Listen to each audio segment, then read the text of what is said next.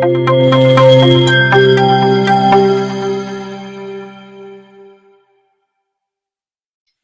పరిశుద్ధ నామమునకు మహిమ కలుగును గాక. కూడొచ్చిన మీ అందరికీ నా హృదయపూర్వక వందనాలు తెలియపరుస్తున్నానమ్మా. ఈ సమయంలో ప్రభు మన కొరకు ఉద్దేశించిన వాక్య ధ్యానాన్ని మనం అధ్యయనం చేసుకుందాం. 2వ దినవృత్తాంతముల గ్రంథము 18వ అధ్యాయము 1 నుంచి చదువుతాం. చూడండి. అహాబుతో వియ్యముంది కొన్ని సంవత్సరములు గతించిన మీదట షోమ్రోనులో నుండి అహాబునొద్దకు పోయెను. అహాబు అతని కొరకును అతని వెంట వచ్చిన జనుల కొరకును అనేకమైన గొర్రెలను పశువులను కోయించి తనతో కూడా రామోత్గిలాదు మీదకు పోవుటకు అతనిని ప్రేరేపించెను. హల్లెలూయా. ఈ సమయంలో ఈ మాట ద్వారా ప్రభు మనతో మాట్లాడబోతున్నారు. వినగలిగేటువంటి చెవిని, గ్రహించగలిగేటువంటి మనస్సును దేవుడు మనకు అనుగ్రహించునుగాక. ఆమేన్. ఇక్కడ రాయబడి ఉంది, అతనిని ప్రేరేపించెను. ఇక్కడ యెహోషాపాతు రాజు, అహాబు రాజు. యెహోషాపాతు రాజు ఆత్మీయుడు, అహాబు రాజు శరీరానుసారి. ఇక్కడ జరిగిన సందర్భం ఏంటంటే, యెహోషాపాతు రాజు స్థిరపడిన తర్వాత అహాబు రాజుతో వియ్యముందాడు. వియ్యముందిన తర్వాత కొన్ని సంవత్సరాలు గడిచిన తర్వాత ఈ యెహోషాపాతు రాజు అహాబు రాజు యొద్దకు వెళ్ళాడు. కొంత జనాంగం తీసుకుని వెళ్ళాడు. వెళ్ళిన తర్వాత అహాబు రాజు గొప్ప విందు అన్నమాట. అక్కడ రాయబడింది, ఒక్కసారి చూడండి. ఏమని అంటే, అహాబునొద్దకు పోయెను. 2వ వచనం. కొన్ని సంవత్సరములు గతించిన మీదట షోమ్రోనులో నుండి అహాబునొద్దకు పోయెను. అహాబు అతని కొరకును అతని వెంట వచ్చిన జనుల కొరకును అనేకమైన గొర్రెలను పశువులను కోయించి తనతో కూడా రామోత్గిలాదు మీదకు పోవుటకు అతని ప్రేరేపించెను. ఏం చేసి ప్రేరేపించాడు అహాబు యెహోషాపాతు రాజుని అంటే, నాన్ వెజ్ పెట్టి, వెజిటేరియన్ కాదు, ఆకుకూరలు, కూరాకులు, కూరగాయలు కాదు, ఏం పెట్టి అనేకమైనటువంటి గొర్రెలను రాయబడం చూడండి. అక్కడ అనేకమైన గొర్రెలను పశువులను కోయించి అంటే తర్వాత ఏంటి, మళ్ళీ కొయ్యించాడు అంతేనండి. ధ్యానం తప్పండి మీదే. కొయ్యించేసి ఊరుకున్నాడా, బో పెట్టకుండా పంపేశాడా? మరి ఏం పెట్టి పంపి ఉంటాడు? పిల్లలు ఏం పెట్టి పంపి ఉంటాడు? కొయ్యించినవన్నీ సిద్ధపరిచి మసాలా దట్టంగా దించి పంపుంటాడు కదా. ఇప్పుడు ఎలా ప్రేరేపించాడు? అతను రామోత్గిలాదు మీదకి వస్తారా బావగారు అని ఎలా ప్రేరేపించారు అంటే, విందు చేయించి ప్రేరేపించారు. ఒక్క మాటలో చెప్పాలంటే ఆతిథ్యం ఇచ్చి ప్రేరేపించారు. ఇది గుర్తుపెట్టుకోవాలి మీరు. విందు చేయించి ప్రేరేపించాడు, ఆతిథ్యం ఇచ్చి ప్రేరేపించాడు, బాగా కడుపు నిండా కూరి ప్రేరేపించాడు. ఆయన కూరాడా, ఈయన తిన్నాడా? ఇది చాలా ప్రాముఖ్యం కదా. ఇప్పుడు దీనిలో నుండి కొన్ని విషయాలు దేవుడు మనతో మాట్లాడబోతున్నారు. మన ఆత్మలకు క్షేమం. కానీ మీరు వినగలిగేటువంటి చెవితో, గ్రహించగలిగే మనస్సుతో గ్రహించగల. మహాగణుడువైన దేవా, మహోన్నతుడువైన మా తండ్రి, మీరు మాతో మాట్లాడితే మేము బ్రతుకుతాం. ఎంతవరకు అజ్ఞానులు, అవివేకులు, అందరూ మందమతులు, మీ మాటల చేత మేము జ్ఞానవంతులమయ్యాం. ఎక్కడ ఎలా ప్రవర్తించాలో మీ మాటలు మాకు నేర్పాయి. కృపగల తండ్రి, మాతో మాట్లాడండి. వినగలిగే చెవి, గ్రహించే మనస్సు మాకు దయచేయండి. మమ్మల్ని మీ అధీనమందు ఉంచండి. దీనిలో నుండి అనేక సంగతులు మేము నేర్చుకోవడానికి మీ కృపను దయచేయమని యేసు అతి పరిశుద్ధ నామమున అడిగి వేడుకొని పొందుకొని ఉన్నాం పరమ తండ్రి. ఆమేన్. హల్లెలూయా. చూడండి అమ్మా, ఇక్కడ యెహోషాపాతు రాజును చూస్తాం, అహాబు రాజును చూస్తాం, విందును చూస్తాం. ఇక్కడ యెహోషాపాతు రాజు ఆత్మీయుడు, అలాగే అహాబు రాజు శరీరానుసారి. అంతకంటే ఎక్కువ చెప్పుకోక్కర్లేదు మనం. ఎందుకంటే చాలా సందర్భాల్లో అహాబు ప్రవర్తన ఏంటి, తన పద్ధతి ఏంటి, యెహోషాపాతు రాజు యొక్క ప్రవర్తన ఏంటి, తన పద్ధతి ఏంటి, చాలా విషయాలు మనం మాట్లాడుకున్నాం. అయితే ఇప్పుడు ఈ శరీరానుసారి దగ్గరికి ఆత్మానుసారి వెళ్ళాడు చాలా సంవత్సరాల తర్వాత. ఏ పని మీద వెళ్ళాడని అడగండి, పని ఏమీ లేదు. చుట్టం కదా. అందుకని కొంత సంబంధ బాంధవ్యాలు స్థిరపరుచుకోవాలి. అందుకని పని పాట ఏం లేదండి. పలానా పని ఉందని రమ్మని ఆయన పిలవలేదు, జనాలను వేసుకుని వెళ్ళాడు. ఎక్కడికి? వియ్యంకుడి దగ్గరికి. వియ్యంకుడి దగ్గరికి తీరా వియ్యంకుడు ఎవరో? శరీరానుసారి. శరీరానుసారి. దేవుని వాక్యంలో రాయబడింది, శరీరానుసారులు దేవునికి శత్రువులు. ఇది గుర్తుపెట్టుకోండి మీరు. శరీరానుసారులు దేవునికి శత్రువులు, ఆత్మానుసారులు దేవునికి ఇష్టులు. అయితే సంఘంలో 2 గుంపులు ఉంటాయి. ఒక గుంపు ఆత్మానుసారమైన గుంపు, మరి ఒక గుంపు శరీరానుసారమైన గుంపు. వీళ్ళకే పేరేంటంటే బుద్ధి లేని వాళ్ళు శరీరానుసారులు, బుద్ధి కలిగిన వాళ్ళు ఆత్మానుసారులు. ఈ బుద్ధి లేని వాళ్ళు లేదా శరీరానుసారులు ఎక్కడ తమ ఇల్లు కట్టుకుంటారు అంటే ఆత్మీయతను కట్టుకోరు. ఇల్లు ఇసుక మీదే కట్టుకుంటారు, కట్టుకునేలా కట్టుకోరు. ఎవరైనా ఇల్లండి ఎక్కడ కట్టుకుంటారండి చెప్పండి? మన ఇంటి ముందు పెద్ద ఇసుక గుట్ట ఇస్తారు, ఆ స్థలం అంతా, సింగన స్థలం అంతా ఇసుక మీద కట్టేస్తారా? ఎన్ని రోజులు ఉంటుంది కడితే? తవ్వి కడతాం. కానీ దేవుడు ఎలా పోల్చాడు? ఎంత అద్భుతమైన దేవుడో తెలుసండి మన దేవుడు. ఎలా పోల్చాడో తెలుసా? ఇసుక మీద ఇల్లు కట్టుకుని వాడు శరీరానుసారి, బలహీనుడు లేదా బుద్ధిహీనుడు. దేవుని వాక్యపు పునాది మీద కట్టుకున్నవాడు ఆత్మానుసారి, బుద్ధిమంతుడు, ఆత్మీయుడు అని దేవుని వాక్యం తెలియపరుస్తుంది. శరీరానుసారులు దేవునికి శత్రువులు, ఆత్మానుసారులు దేవునికి ఇష్టులు. ఇప్పుడు ఇద్దరికి పొంతనుంటుందా? శరీరానుసారికి ఆత్మానుసారికి కలుస్తుందా? కలవదు. కానీ బియ్యం కలుపుకున్నాడు. ఎవరో? యెహోషాపాతు రాజు. మీరు చెప్తే ఏమవుద్ది? మీరు చెప్తే ఏమవుద్ది?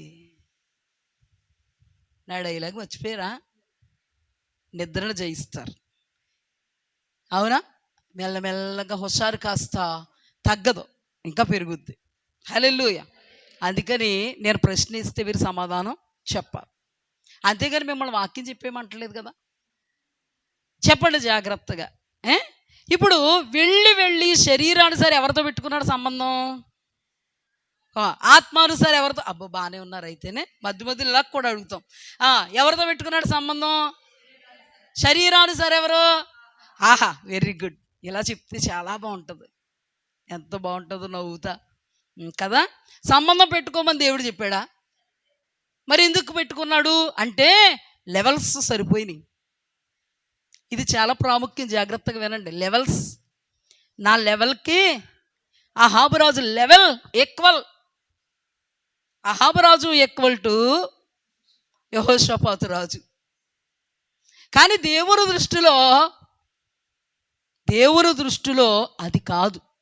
అంటే పాయింట్ సందర్భం వచ్చింది కాబట్టి అనుదిన సహవాసాల మీద ధ్యానం చేసాం. కొందరికి అది లేదు కాబట్టి ఇప్పుడు కొంత మీకు వివరణ ఇస్తున్నాను.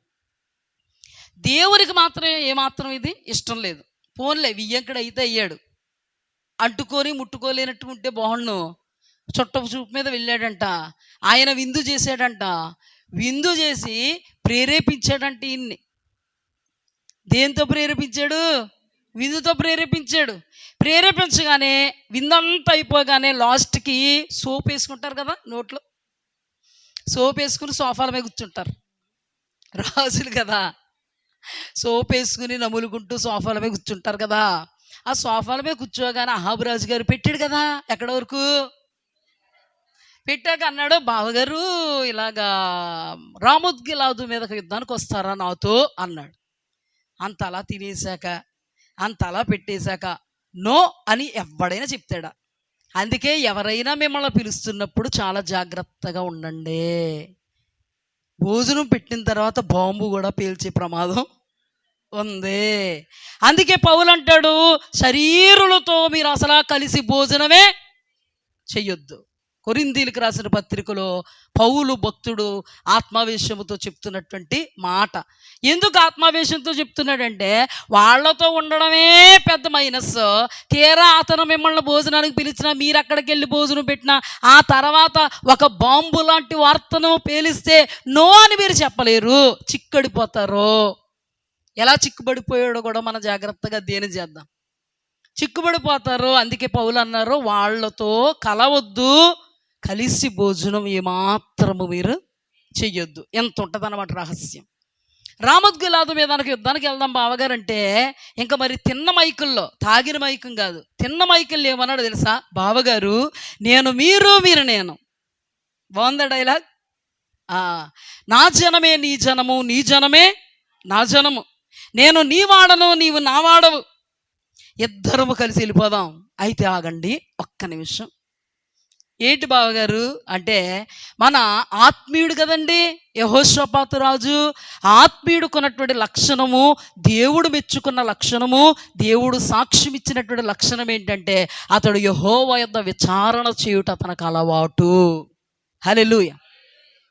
అది దేవుడు మెచ్చుకున్నాడు. ఒక సందర్భంలో యెహోషాపాతు, నా యొద్ద నువ్వు విచారణ చేసేటువంటి మంచి అలవాటు కలిగి ఉన్నావు, ఈ విషయంలో నీది మంచి క్రియ అన్నాడు దేవుడు. హల్లెలూయా. ఆ టైంలో కూడా అహాబు రాజుతో అంటాడు, నేను నీ వాడను, నీవు నా వాడవు, అయితే ఒక కండిషన్ బావగారు, విచారణ చేద్దాం. మన అహాబు రాజు ఏమో శరీరానుసారి దగ్గర ఆత్మానుసారి ఎమడలేడు. అర్థమైందా? అందుకని మిఖాయ ఎమడడు.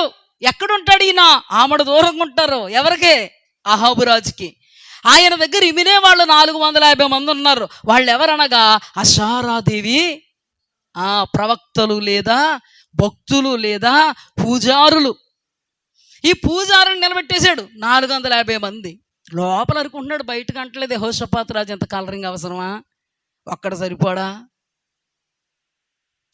నిజమైన సత్యమైన ప్రవక్త ఒక్కడ చాలండి. హల్లెలూయా. గంగి గోవు పాలు గరిటెడైనను చాలు, కర్మపాలు ఎందుకు లాట్లు? అవునా కదా? కానీ 450 మందిని ప్రవేశపెట్టేసేటప్పటికి, వీళ్ళ హుటాహుటలు వచ్చేసేటప్పటికి వీళ్ళల్లో చీకటి అనేస్తుంది. ఎవరికి? ఆత్మీయుడికి చీకటి అనేస్తుంది. అయినా కానీ కనిపెడుతున్నాడు. కనిపెడతా ఉన్నప్పుడు వీళ్ళందరూ అన్నారు, ఒక్క మాట విడుదల చేశారండి 450 మంది. అహాబు రాజా, యెహోవా చెబుతున్నటువంటి మాట ఏంటంటే, రామోత్గిలాదు మీద యెహోవా దేవుడు నీకు విజయాన్ని ఇవ్వబోతున్నాడు. మీరు ఏం చేస్తారు? 450 మంది అందరూ ఒకే మాట పలికారంటే ఎంత స్ట్రాంగు అనుకుంటారా? పై రూపాన్ని లక్ష్య పెట్టండి ఆత్మీయుడు. మెజారిటీని లక్ష్య పెట్టండి ఆత్మీయుడు. ఆధ్యాత్మికమైన నేత్రాలతో దేవుని వైపుకు చూస్తాడు. అలాంటప్పుడు మెజారిటీ ప్రజలందరూ 450 మంది ఏకదాటిగా, అహాబు రాజా విజయం నీదే, విజయం నీదే, విజయం నీదే అంటే, అపజయం నీదే, అపజయం నీదే, అపజయం నీదే అన్నట్టు కనబడుతుంది. ఎవరికి? యెహోషాపాతుకి కొంచెం తేడాగా ఉంది ఏంటని, బావగారు ప్రవక్తల్లో వీళ్ళ తప్ప ఇంకెవరు లేరు మీ దగ్గర అన్నాడు. ఇంకా అంతకంటే ఎక్కువ మాట్లాడలేడు, వియ్యంకుడు కదా. అదేంటి బావగారు 450 మంది సరిపోలేదా మీకు అన్నాడు. ఎవరైనా ఒక్కడు చాలండి. ఈ 450 మంది కాదు కానీ ఒక్కడున్నాడా? ఉన్నాడు, మిఖాయ అని ఒకడు ఉన్నాడులే. ఎప్పుడు చూడు నాకు విరోధంగానే మాట్లాడతాడు, ఎప్పుడు చూడు కఠినంగానే మాట్లాడతాడు, ఎప్పుడు చూడు కాండ్రు అంటానే చూస్తాడు నన్ను. నవ్వడు. ఏం చేయడు? నువ్వంటే ఎటకారం. మరి ఎటకారంగా ఉన్నవాళ్ళని మాధుర్యంగా ఎలా నవ్వుతారు? వెటకారంగా ఉన్న వాళ్ళని చూసి మధురంగా ఇలా మాట్లాడతారు, వంకరగానే మాట్లాడతారు. ప్రవక్తలు అలా మాట్లాడారు. అర్థమైందా? దీన్ని బట్టి వంకరగా మాట్లాడుతుంటే నేనంటే ఎంత వంకరో అనుకోకో. నువ్వెంత వంకరగా ఉన్నావో దాన్ని ఏం చేయాలి? నువ్వు ఇప్పుడు చూసుకోవాలి. కొంతమంది అంటే కింద మీద పడిపోయి దొల్లుడే. నన్ను అలా మాట్లాడుతున్నాడు, అస్సలు గౌరవం లేదు. ఇంకా నేను మంచిగా మాట్లాడితే అటు నుంచి రెస్పాన్స్ మంచిగా రాలేదు. ఇంకా ఎంత పొగరతో మాట్లాడుతున్నాడో. కాదు, నీకున్న దాన్ని బట్టి ఎదుటివాడు మాట్లాడుతున్నాడు. నీవు గౌరవప్రదమైన వాడవైతే, గౌరవాన్ని నువ్వు కాపాడుకుంటే ఎదుటివాడు నిన్ను గౌరవిస్తాడో. ఈ పాయింట్ గుర్తుపెట్టుకో. నీవు గౌరవాన్ని కాపాడుకోకుండా గౌరవాన్ని పెంటబాలు చేసి మంటబాలు చేసి గౌరవాన్ని వదిలేసి అగౌరవంగా బ్రతుకుతుంటే ఎవడిస్తాడండి నీకు గౌరవం? వియ్యంకుళ్ళు ఇస్తారు ముఖస్థుతికి, అది పట్టించుకోకు. ఇప్పుడు వియ్యంకుడు ముఖస్థితికి నోరు మూసుకుని ఉన్నాడు, మికాయ ఉంటాడా? అందుకే ఆయన బాధ. అర్థమైందా? ఇప్పుడు ఏం జరిగిందంటే, ఒకడు ఉన్నాడులే ఎటకారం ఎక్కువ, నేనంటే చాలా ఇది అని సనుక్కుంటుంటే ఈయనకి జ్ఞానోదయం అయిపోతుంది. ఈయన ఇలా మాట్లాడుతుంటే అతడే నిజమైన ప్రవక్త అని ఆత్మీయుడికి అర్థమైపోతుంది. అయినా బావగారు మాట తీక ఎంత ఇదిగా ఉన్నా, బావగారు ఆయన ఒక్కసారి పిలుస్తారా అన్నాడు. సేవకుడిని పంపాడు. అక్కడ సేవకుడు ఇల్లు ఏమన్నాడు తెలుసా? అంటే ఆ సేవకుడు కూడా తెలిసిపోయింది, మికాయా ఎప్పుడు అహాబు రాజుకి వ్యతిరేకంగా మాట్లాడతావు నువ్వు. 450 మంది ఉన్నారు అక్కడ, అందరు ఏకదాటిగా విజయం నీదే, రామోద్గిలాదు మీద అని చెప్పారు, నువ్వు కూడా ఇల్లు అలాగే పలుకు, రివర్స్లో పలక్కు అన్నాడు. ఆ సేవకుడు కూడా అహాబు రాజులు అంటాడే కదా. అవును కదా, ఇలాంటి వాళ్ళకు వస్తాదు పలికే వాళ్ళు కూడా ఉంటారు. ఎవరికండి? అర్థమవుతుంది మీకు? శరీరానుసారులకు వస్తాదు పలికే వాళ్ళు ఉంటారు. వాళ్ళ దగ్గర ఏదో ఉంది. అహాబు రాజరికం ఉంది, అహాబు దగ్గర సేవకుడిన. అహాబు మా చేతి నీళ్ళు తాగాలి. ఇప్పుడు అహాబు సై అంటే సై అంటాడు. మరి మికాయ ఎందుకండో? మికాయాకి ఏ బెనిఫిట్ పొందుకోవాలని ఆలోచన లేదు. అతడు రాజు అయితే ఏంటి, రాజాది రాజు అయితే ఏంటి, అవునా కదా? ఇప్పుడు ఏం జరిగిందంటే, మికాయ వచ్చేసేటప్పటికి అహాబు అంటున్నాడు ఆనందంగా, మికాయ మరి ఏమంటావు అన్నాడు. వెళ్ళిపో అన్నాడు. అప్పుడు అహాబుకి అర్థమైపోయింది, ఎటకారం ఎక్కువ కదా, మరి ఎటకారంగానే అన్నాడని అర్థమైపోయింది. ఎటకారంగానే అన్నాడు. ఎవరో మికాయ వెళ్ళిపో అన్నాడు. వెళ్ళండి మహారాజు గారు, దేవుడు బయలుపరిచారు అనలేదు. ఏమంటావు అంటే వెళ్ళిపో అంటే ఇతనికి ఏమర్థమైందంటే, అలనాడు ఇతని మాట ఇలాగే ఉంది, ఈనాడు ఇతని మాట ఇలాగే ఉంది. ఎలాగుంది అహాబు అంటే చాలా ఎటకారంగా ఉంది. ఒక్క విషయం చెప్తున్నా, జాగ్రత్తగా వినండి. నువ్వు గౌరవప్రదమైన వాడవైతే ఎదుటివాడు నిన్ను గౌరవిస్తాడు. ఆ మాట గుర్తుపెట్టుకో. ఎదుటివాడు నిన్ను ఎటకారం చేస్తున్నాడంటే, బాబాయ్ నన్ను ఎటకారం చేస్తున్నాడు అనుకోకు. నీకంటే బుద్ధిహీనుడు లేడు. వెటకారం చేస్తున్నాడంటే ఇంటికి వెళ్ళి కాసేపు కూర్చుని ఆలోచించి, నేను వెటకారముగా ఉన్నాను వీడికి, నా పరిస్థితి, నా పద్ధతి, నా మాట, నా తీరు, నా ప్రవర్తన వెటకారంగా ఉంది కాబట్టే వాడు వెటకారించడానికి సరిపోయాడు. అయితే వెటకారించిన వాణ్ణి నోరు పారేసుకోవడం కాదు, బుద్ధి ఉందని అడగడం కాదు, గొడవాడుకోవడం కాదు. నోరుందని ఏం చేయాలో తెలుసా?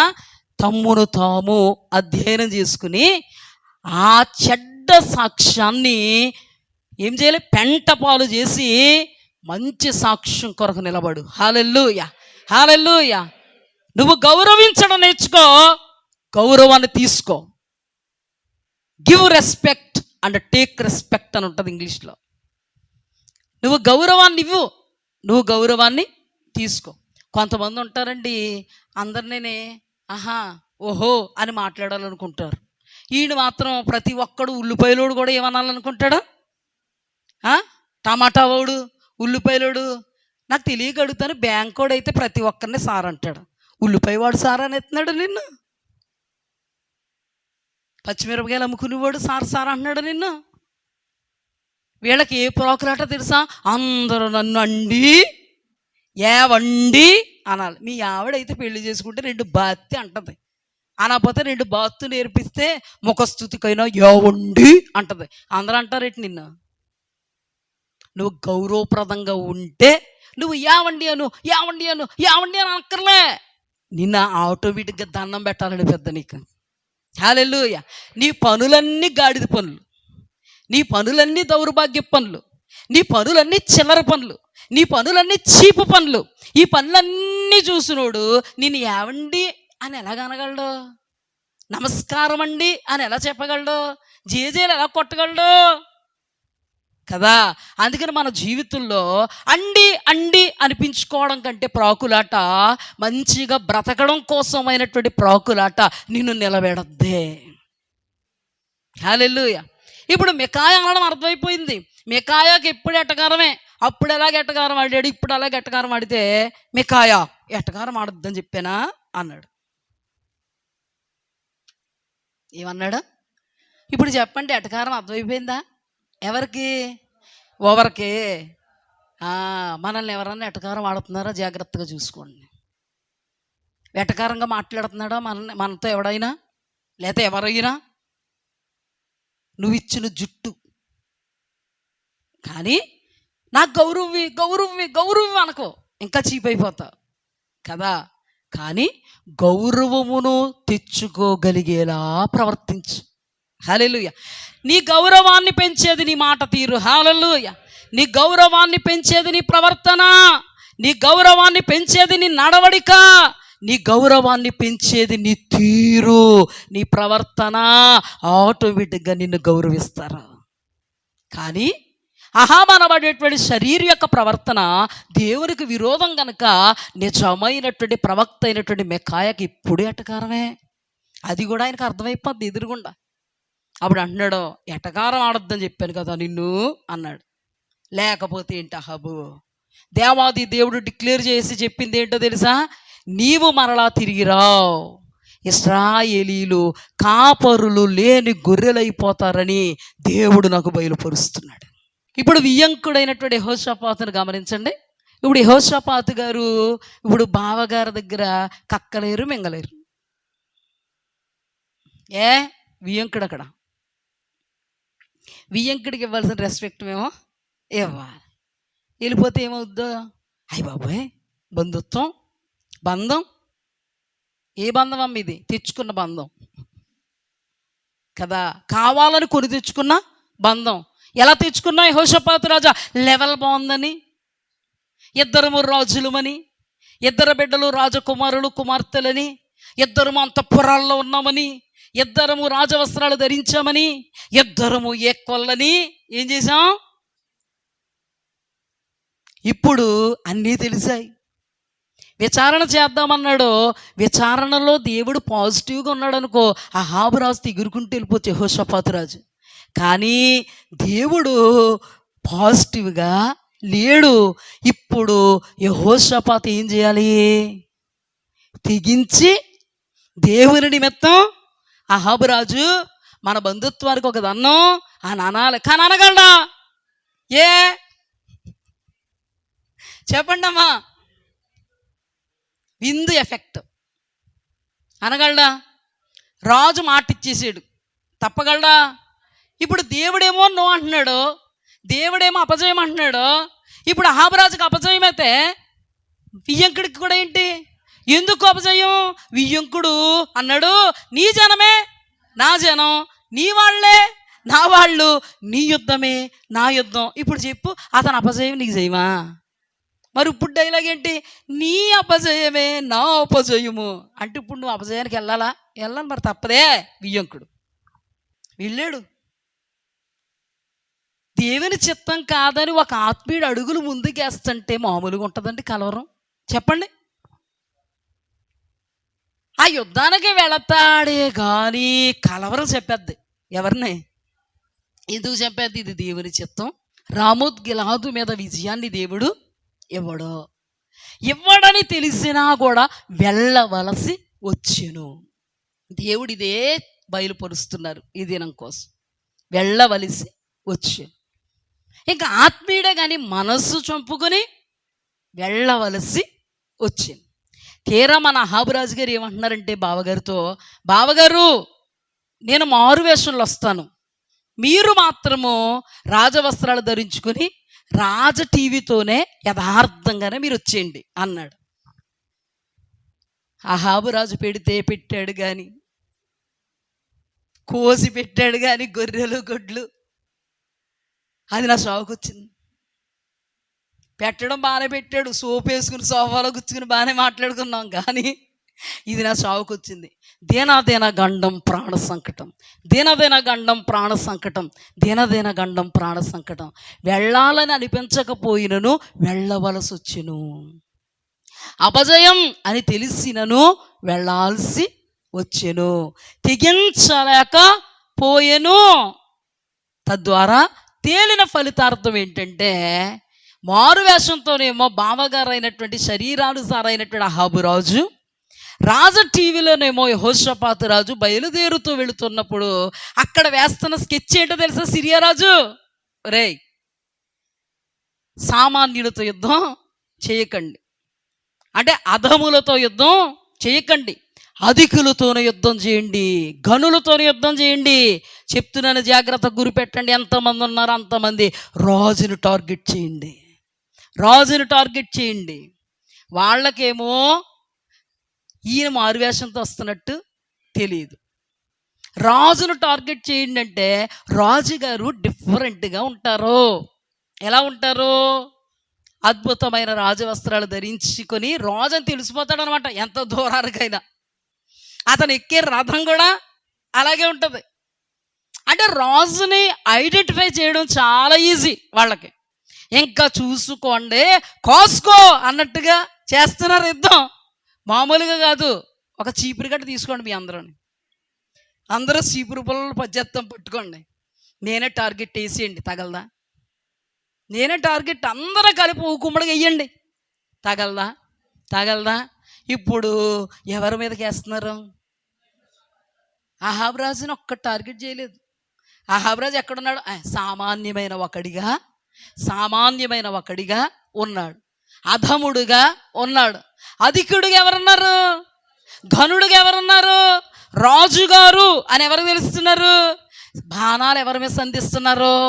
బాణాలకు తెలిసేటి, అబ్బే ఆయన కాదు, ఈయన ఇక్కడి నుంచి ఇక్కడికి వెళ్ళిపోదాం అనుకుంటాయి. బాణాలు వేస్తుంటే ఎవరి మీద పడుతున్నాయి? ఏమండి, యెహోషాపాతు రాజును ఒక్కసారి తెలుసుకోండి. రావడమే బిక్కు బిక్కుమంటూ వచ్చాడు, కలవరం కొట్టేస్తుంది, చీకటి ఆనేస్తుంది, కీడు ఆవరించేసింది. అలాంటప్పుడు ఇంకా బిక్కు బిక్కుమంటే మొదటి బాణమే వచ్చేసింది. ఈలోపు ఏం జరిగిందో తెలుసా? వెర్రివాడే కేకలేస్తున్నాడు, ప్రాణభయంతో కేకలేస్తున్నాడు. ఎవరికి బడి ఏడుస్తున్నాడు తెలుసా? నా చాప్టర్ క్లోజ్, సమాప్తమాయను, దేవా నన్ను కనికరించు, మరణపు లోతులలో ఉన్నాను, మరణ పాశాలలో ఉన్నాను, మరణపు ఉరులు నన్ను చుట్టుకున్నాయి, తండ్రి కనికరముతో నన్ను జ్ఞాపకం చేసుకో. అహాబ్ మాత్రం సేఫ్. ఎక్కడ? సామాన్యుడిగా అహాబ్ మాత్రం సేఫ్. అలాంటప్పుడు దేవుడు కలుగు చేసుకున్నాడు. హల్లెలూయా, హల్లెలూయా. కానీ అంత భయంకరమైన పరిస్థితి ఎవరు కొని తెచ్చుకున్నారు? చేజేతుల యెహోషాపాతు రాజు కొని తెచ్చుకున్నాడు. అయినను తన దేవుడు ఆత్మీయుడు కనుక తన దేవుణ్ణి మరణములో వేడుకున్నప్పుడు, మన దేవుడు లేదా తన దేవుడు ఏం చేశాడో తెలుసా? మరణ పంచులలో నుంచి లేపాడు. హల్లెలూయా. అప్పుడు జరిగిన కార్యం ఏంటంటే, గురు చూడకుండానే ఒకడు కొడితే ఇందాకన్నానే బాణం ఇలాగ వెళ్ళాల్సిన బాణం వెళ్ళి అలాగే వెళ్ళింది అహాబు దగ్గరికి. దేవుడు చేసిన కార్యం. ఇప్పుడు యెహోషాపాతుది స్వయం కృతాపరాధమా కాదా? స్వయంగా అపరాధం చేశాడా లేదా? అందుకు దేవుని కోపం వచ్చిందా? కోపం అంటే మరణం అవుతుడా? మరణం అయితే ఎక్కడికి పోతుడు? చచ్చిపోతుడు. కానీ ఇప్పుడు దేవుడు ఏం చేశాడు? జీవింపజేశాడు. అయినా దేవుడు ఏమంటాడో తెలుసా? సేఫ్గా ఇంటికి వచ్చేసాడు యెహోషాపాతు. వెంటనే దేవుడు ఏం చేశాడో తెలుసా? ఒక ప్రవక్తను పంపాడు. ప్రవక్తను పంపి స్పష్టంగా యెహోషాపాతు రాజుతో చెప్తున్న మాట ఏంటో తెలుసా? యెహోషాపాతు రాజా, నీవు శరీరుడు అనబడే అహాబుతో స్నేహం చేశావు, అతడు నాకు శత్రువు. నీవు అతనితో స్నేహం చేశావు కాబట్టి నేను నీ మీదకి నా కోపాన్ని పంపుతాను. కోపం అంటే ముద్దు కాదు. అర్థం అవ్వట్లేదేమో ఎవరికైనా? ఇలా చూడండి, కోపం అంటే కాదు, కోపం అంటే కీడు. కోపం అంటే నష్టం, కోపం అంటే కష్టం, కోపం అంటే శత్రువులు, కోపం అంటే రుగ్మతలు, కోపం అంటే రోగాలు, కోపం అంటే అప్పులు, కోపం అంటే తిప్పల పాలు. ఆయన కోపం మనల్ని ముద్దు పెట్టుకోదు. ఆయన కోపం మనల్ని కష్టానికి గురి చేస్తుంది. ఇప్పుడు జాగ్రత్తగా వినండి. యెహోషాపాతు రాజుకు తెలిసినను దానిలో నుండి బయటకు రాగలిగాడా? కీడని తెలుసు, రాలేకపోయాడు. మరణమని తెలుసు, రాలేకపోయాడు. అపజయమని తెలుసు, రాలేకపోయాడు. అంటే అతనిని రాలేకపోయినట్టుగా ప్రేరేపించింది ఏది? అందుకే సహోదరులారా ప్రతిదానికి పిలిచారు కదా అని ఏం చేయకండి, వెళ్ళిపో. ఎవరిని పిలలేదండి, మమ్మల్ని పిలిచారు. ఎవరాళ్ళు? నిన్నే పిలిచారంటే తేడా. జాగ్రత్తగా అర్థం చేసుకోండి. ఆ తర్వాత ఏదైనా ఒక మాట మాట్లాడి సహాయం చేయమంటే నువ్వు సత్తే తిరిగి రాలే. ఒకవేళ నువ్వు అన్నావంటే వెంటనే తిడతారు, పెట్టిందంతా తినేసాడు, చేయమంటే చేయలేదు. మీరు అనుభవిస్తారు ఇలాంటి. అనుభవించలేదా? ఏదైనా చేస్తే మళ్ళీ తిప్పుతారు ఖచ్చితంగా.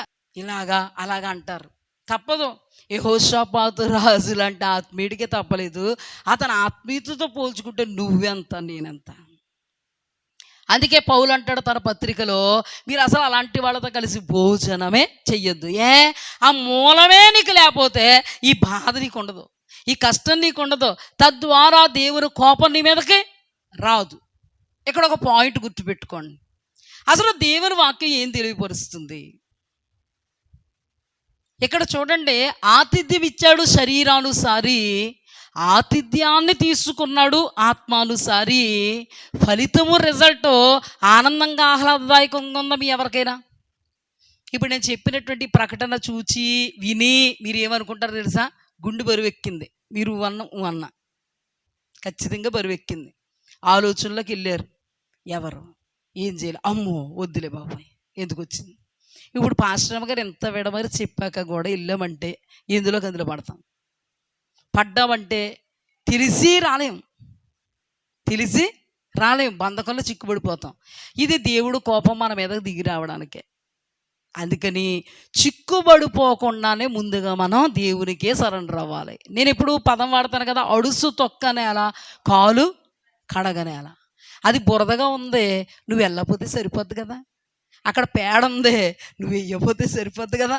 నువ్వు పేడలో అడుగు వేయాలా, కాళ్ళు కడగాలా కదా. అంటే అది బురదని నీకు తెలిసిన వేయాల్సి వచ్చింది ఎవరో? యెహోషాపాతు రాజు. అది పేడ ముద్ద అని తెలుసు, అయినా వేయాల్సి వచ్చింది. అక్కడికి వెళ్ళాక జారిపోతామంట అని తెలుసు, జారిపోవలసి వచ్చింది. అక్కడికి వెళ్తే కీడేనంట తెలుసు, కీడులోకి వెళ్ళిపోవలసి వచ్చింది. అక్కడికి వెళితే నష్టమేనంట తెలుసు, అయినా వెళ్ళాడు, నష్టపోవలసి వచ్చింది. అక్కడికి వెళితే మరణమేనంట, అపజయమేనంట. ఒక్కడ చెప్పు, అన్నీ తెలిసినా తప్పించుకోగలిగాడా? అంత ఆత్మీయుడు తప్పించుకోగలిగాడా? ఇప్పుడు నువ్వు ఓవర్ కాన్ఫిడెన్స్లో వెళ్ళిపోతూ ఉంటావు. ఖచ్చితంగా మేలు జరిగిందా కీడు జరిగిందా ఒక్కడ చెప్పండి అమ్మా. మీరు అందరూ అది మేలు అనుకుంటారా కీడు అనుకుంటారా? అందులో కూడా మేలే అని సాక్ష్యం చెప్పి ప్రభువా ఎంత గొప్పవాడం అనేసి ఇంటికి వచ్చేసి చర్చిలోకి వెళ్ళిపోయి ఆదివారం యెహోషాపాతు రాజు ఏమంటాడో తెలుసా? సైతానుగాడు శోధించేస్తే, బాణాలన్నీ నా మీదకు సంధించేస్తే, చచ్చిపోవలసిన పరిస్థితిలో నేనుంటే ప్రభువా అన్నానండి, ఆ ప్రభువు నన్ను కాపాడాడు. ఎంత ఘనుడు దేవుడు! మరణం నుండి తప్పించిన దేవునికి నేను కృతజ్ఞతా స్తోత్రాలు చెల్లిస్తున్నాను. విశ్వాసులందరూ ఆమేన్ హల్లెలూయా అంటాం కదా. అంటే నేటి క్రైస్తవ సమాజంలో జరుగుతున్నటువంటివి ఇవే. దీని అర్థం ఏంటంటే, నీకు అన్నీ తెలిసినా బయటికి రాలేకపోయావు, బయటికి రాలేకపోవడం వల్ల మరణం వచ్చింది. మరణంలో దేవాన్నందుకు తప్పిస్తే అన్నీ కటింగులు చేసి మరణం నుండి తప్పించిన దేవుడు అంటావు నువ్వు. అంతేగాని నాకు చీకట అనేసింది అప్పుడైనా వెనక్కి రాలే, మిఖాయ వచ్చి ఉన్న మాట ముఖం మీద చెప్పాడు, అప్పుడైనా వెనక్కి రాలే. నువ్వు అసలు ఉండవని చెప్పాడు, నువ్వు మరణం అయిపోతావని చెప్పాడు, అయినా రాలే. అందుకనే నాకు మరణం నా మీదకు వచ్చింది. ఈ పాపాత్ముడిని దేవుడు కనికరించాడు, మరణాన్ని తప్పించాడు అంటే మిగిలిన విశ్వాసానికి భయం ఉంటుంది. ఒక అద్భుతమైనటువంటి సాక్ష్యాన్ని, ఒక అద్భుతమైనటువంటి వాక్యంగా ప్రకటించినటువంటి ప్రకటనలో నీవు నిలబడితే నీ లాంటి విశ్వాసులు ఎంతోమంది దాన్ని అర్థం చేసుకుని గ్రహించుకోగలుగుతారు. అద్భుతం ఏంటంటే అన్ని కటింగ్లు చేస్తావు నువ్వు. ఇలాంటివన్నీ చెప్పమంటారేంటి పాస్టర్ గారు? పరుగు పోదు అంటే నీ పరుగు పోద్దని మిగతా విశ్వాసులు ముంచేస్తావు అనమాట. నువ్వు మిగతా విశ్వాసులు నిన్ను చూసి ఏం చేయాలి? ఆహా, శరీరులా వాళ్ళతో వీముందారా, పర్వాలేదు. ఆహా, వాళ్ళతో విందు చేశారా, పర్వాలేదు. ఆహా, వాళ్ళ స్థలానికి రమ్మన్నారా, పర్వాలేదు. వీళ్ళిన తర్వాత నీ సిచ్యువేషన్ ఆ సిచ్యువేషనే. అప్పుడు కూడా ఏ పరిస్థితి వచ్చిన తర్వాత పాశ్రమ గారికి ఫోనే అక్కడి నుంచి. తర్వాత దేవుడు కార్యం చేశాక దైవ సేవకురాలు ప్రార్థన చేయగానే ఏమైంది?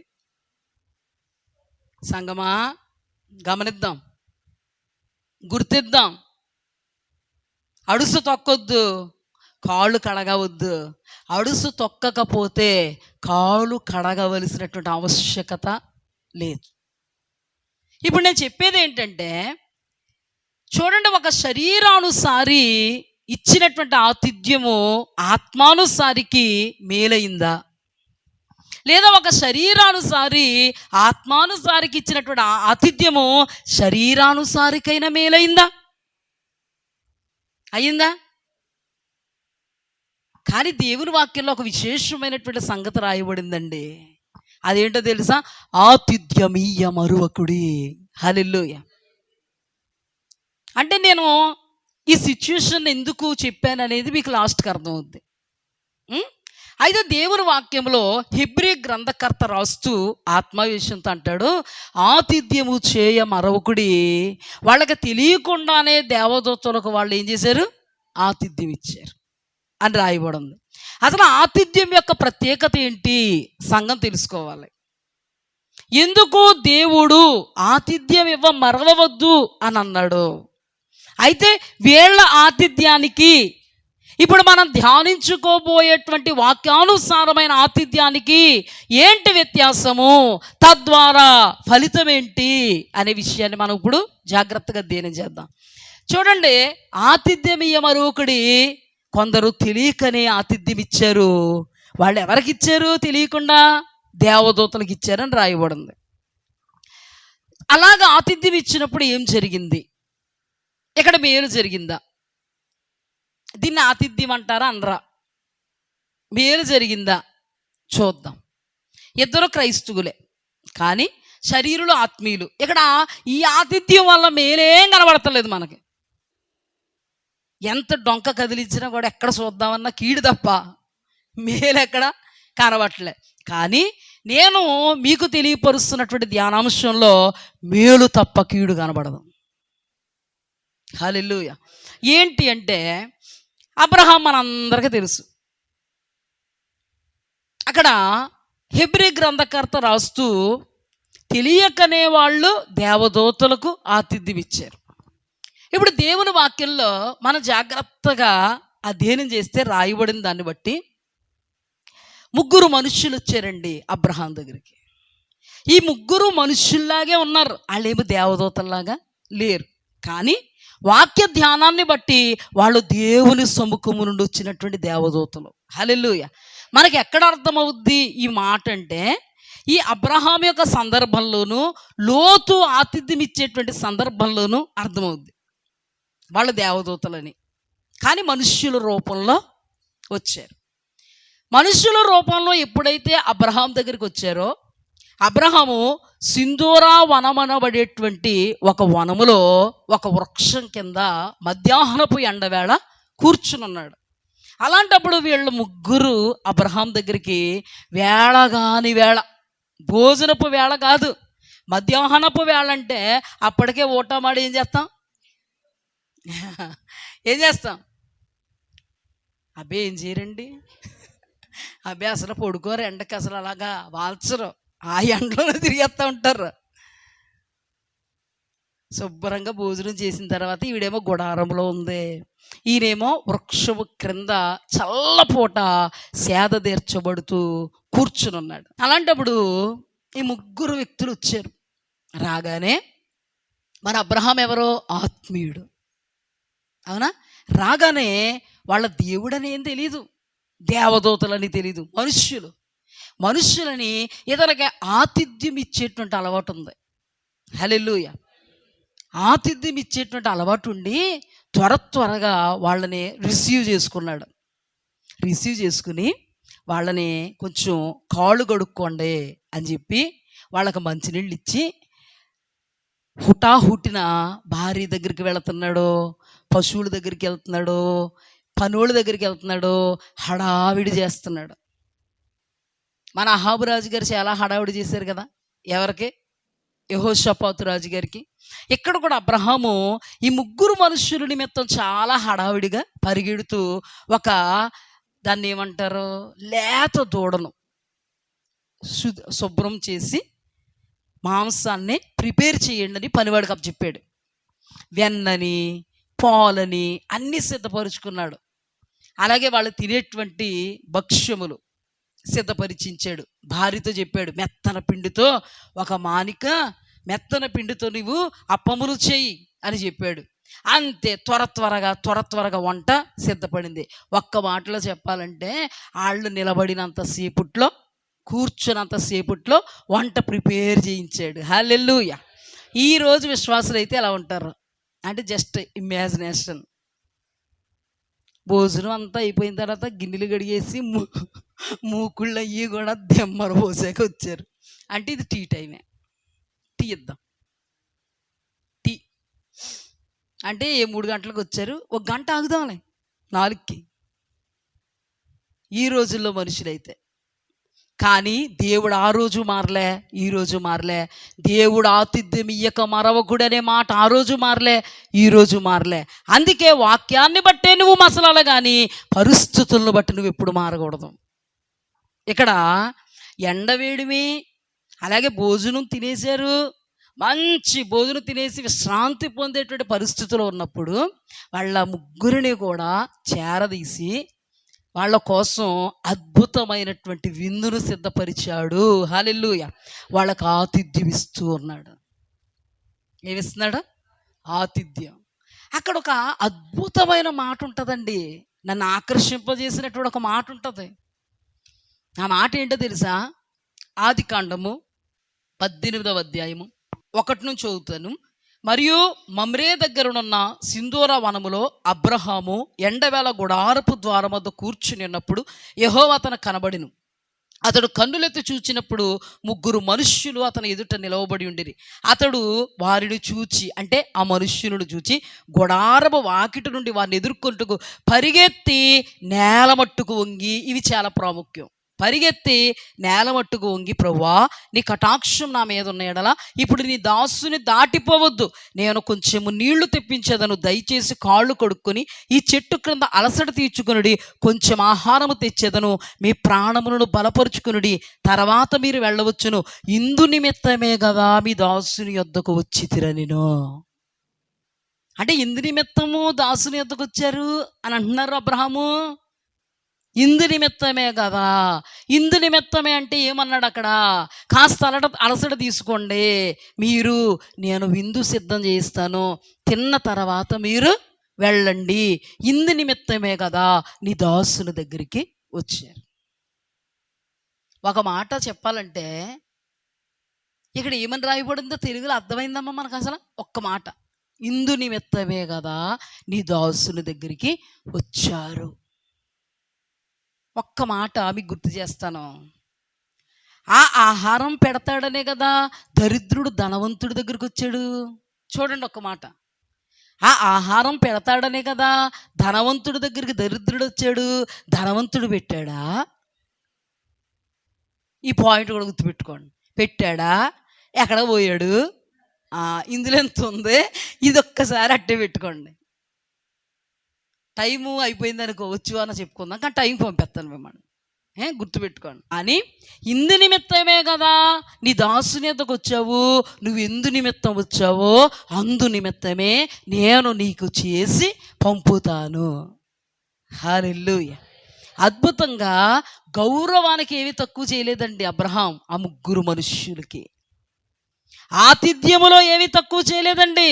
అక్కడ రాయబడిన మాట చూడండి. మరియు అబ్రహాము పశువుల మందకు పరిగెత్తి ఒక మంచి లేగ దూడను తెచ్చి ఒక పనివానికి అప్పగించెను. వాడు దాన్ని త్వరగా సిద్ధపరిచెను. తరువాత అతడు వెన్నను పాలను తాను సిద్ధం చేయించిన దూడను తెచ్చి వారి ఎదుట పెట్టి వారు భోజనము చేయుచుండగా వారి యొద్ద చెట్టు క్రింద నిలబడి ఉండెను. కూరగాయల భోజనం అది అంటే దీనికి చాలా ఉంది. అహాబు రాజు యెహోషాపాతు రాజుకి ఏం పెట్టాడు అంటే ఇష్టాన్ని వ్యక్తపరిచి పెట్టాడు. ఇక్కడ కూడా చెప్తాను జాగ్రత్తగానండి. మనకి ఇష్టమైన వాళ్ళు దోస్తులు వచ్చారనుకో, ఈరోజు అమావాస్య చికెన్ వేయలేదంటే నాటుకోడైనా తెచ్చేసి ఉండేస్తారు. అంటే ఎవరాళ్ళు?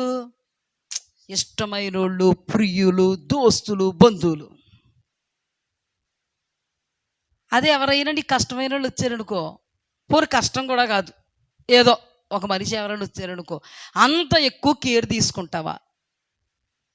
తీర్చేస్తే సరిపోద్ది, లేకపోతే ఏదోటి వేసేస్తే సరిపోద్ది అనుకుంటాం. ఇది గుర్తుపెట్టుకో. కానీ అబ్రహాం ఆ రోజున బంధువులని పెట్టాడా, స్నేహితులని పెట్టాడా? మునుపు ముందు వీళ్ళకి బంధుత్వం ఉందా? ఒక్క మాట చెప్పనా, ఆ మనుషులు ఎప్పుడైనా చూశాడా? ఇంతకు మునుపు సత్సంబంధాన్ని బట్టి చేశాడా ఆతిథ్యం? ఎందుకు చేశాడు? సహోదరులు నా నీడకొచ్చారు, వాళ్ళు అలసటతో ఉన్నారు, నేను చేయగలిగింది నేను చేస్తాను అని ద బెస్ట్ చేశాడు. దేవుడికి ఎప్పుడు చేసినా ద బెస్ట్ చేయాలి, ఇది గుర్తుపెట్టుకో. అదే కయీను కంటే శ్రేష్టమైనటువంటి అర్పణ ద బెస్ట్ ఎవరిచ్చారు? అది ఎందుకు ఇచ్చాడు? దేవుడు కాబట్టి. ఇప్పుడు నేను ఎందుకు చెప్తున్నానో మీకు అర్థమవుద్ది.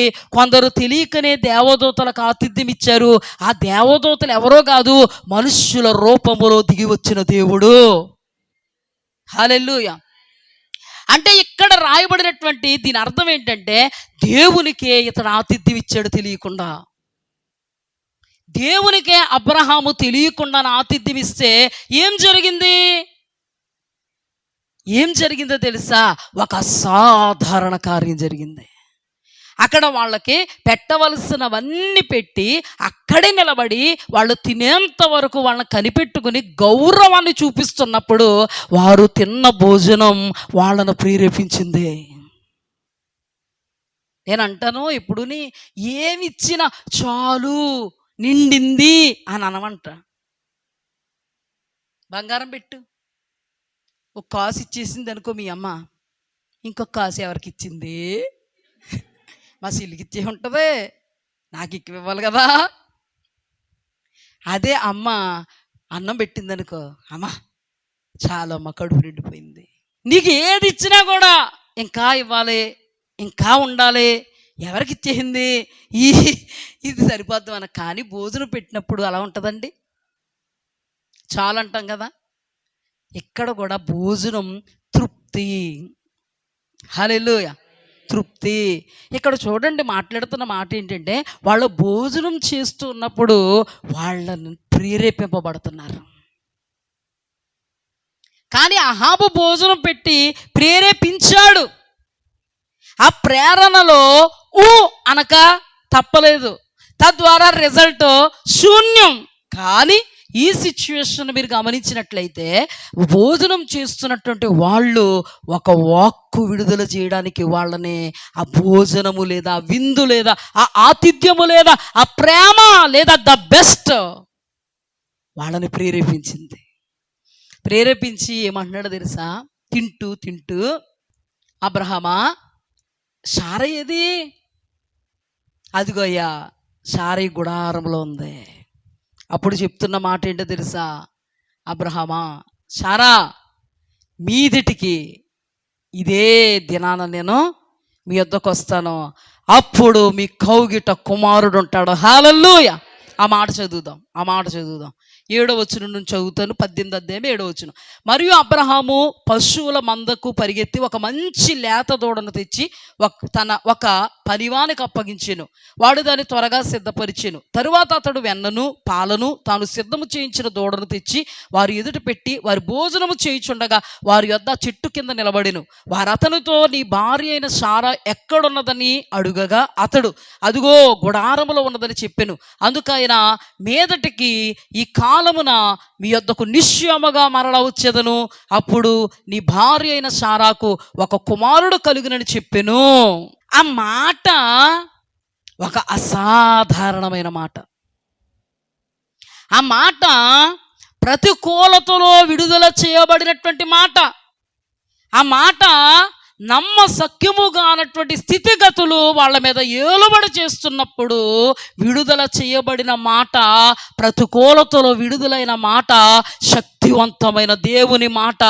అది నెరవేర్చడానికి దేవుడు సమర్థుడు. హల్లెలూయా. ఏమి ప్రేరేపించిందండి అతన్ని అంటే, అతడిచ్చిన ఆతిథ్యము ప్రేరేపించింది. అందుకే హెబ్రీ గ్రంథకర్త, మీరు ఆతిథ్యం ఇయ్య మరొకడి, కొందరు తెలియకనే దేవదూతలకు ఆతిథ్యం ఇచ్చారు. ఇక్కడ చూడండి, ఆతిథ్యాన్ని బట్టి ప్రేరేపింపబడి ఇదిగో మీదిటికి, అది ఒక అసాధారణమైన మాట. ఎందుకు అసాధారణమైన మాట అంటే, గుడారములో ఉన్నటువంటి సారా గర్భము మృతతుల్యమైపోయింది. గర్భములో స్త్రీ ధర్మం నిలిచిపోయింది. పిల్లలు పుట్టేటువంటి సదావకాశం దాటిపోయింది. ఆమె శరీరం ముడతల పడిపోయింది. నిండు వృద్ధ దశకు వారు దిగిపోయినప్పుడు శూన్యములో సృష్టిని కలుగు చేసిన శక్తివంతమైన మాట, ఆ శక్తిమంతుడు సర్వశక్తుడు విడుదల చేస్తే అద్భుతం జరిగింది. అద్భుతం ఏంటో తెలుసా? అక్కడ సారా నవ్వింది, సారా విశ్వసించలేదు, కానీ దేవుని మాట దూసుకుపోయింది. ఏం ప్రేరేపించిందండి? అబ్రహాము చేసిన ఆతిథ్యం. నిజంగా మనుష్యులని అబ్రహాము చేశాడు, కానీ వాళ్ళు మనుష్యులు కాదు, దేవుడే, దేవదూతలే. తెలియకుండానే ఆతిథ్యం ఇచ్చాడు.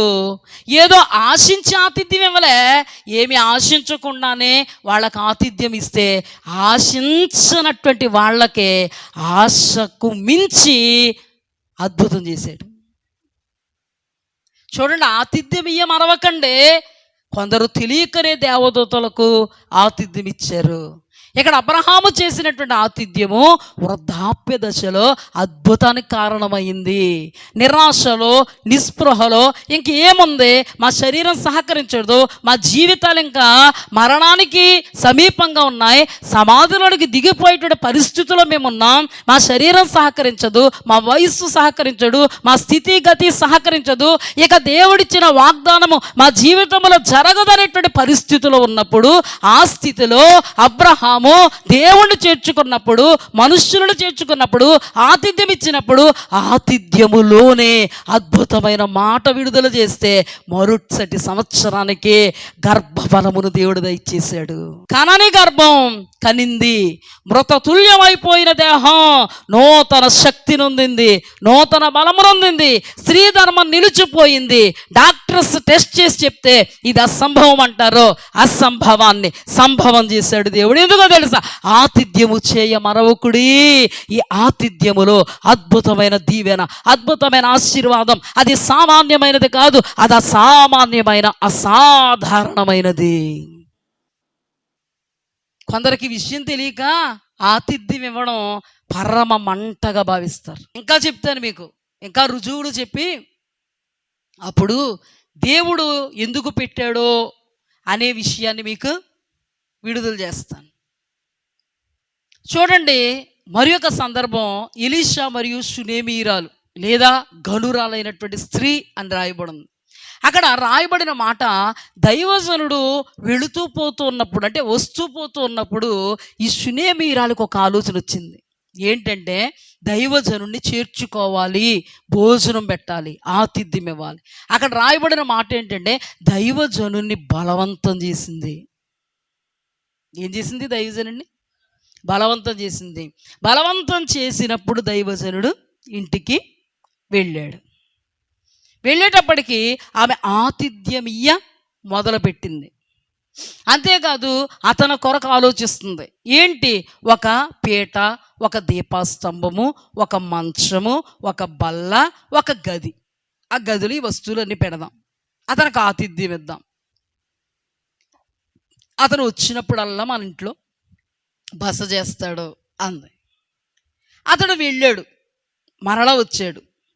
ఈమె చేసినటువంటి ఆతిథ్యం అతనిని ప్రేరేపించింది. హల్లెలూయా. ఎలీషా గొప్ప దైవజనుడు, ఏలియా కంటేను 2 పాళ్ళ అభిషేకం కలిగినటువంటి దైవజనుడు. ఆ దైవజనుణ్ణి ఈమె చేసిన ఆతిథ్యం ప్రేరేపించింది. చూడండి, అబ్రహాము చేసినటువంటి ఆతిథ్యం ఆ 3 మనుష్యులు అనబడేటువంటి దేవదూతలు లేదా దేవుణ్ణి ఏం చేసింది? ప్రేరేపిస్తే, ఇక్కడ ఆ షూనేమీరాలు ఎలీషాకు చేసినటువంటి ఆతిథ్యం ఎలీషాను ప్రేరేపించి, ఎలీషా అంటాడు, గెహాజీ, ఈ షూనేమీరాలికి నేను ఏదైనా చెయ్యాలి. హల్లెలూయా. నేను ఏదైనా చెయ్యాలి. ఆమెను ఒకసారి పిలు. ఆమె వచ్చి అల్లంత దూరాన్ని నిలబడింది దైవజనుడి ఎదుట. అప్పుడు, అమ్మా, నీకేమైనా నేను చెయ్యాలా? రాజుతో ఏమన్నా మాట్లాడినా నీ గురించి?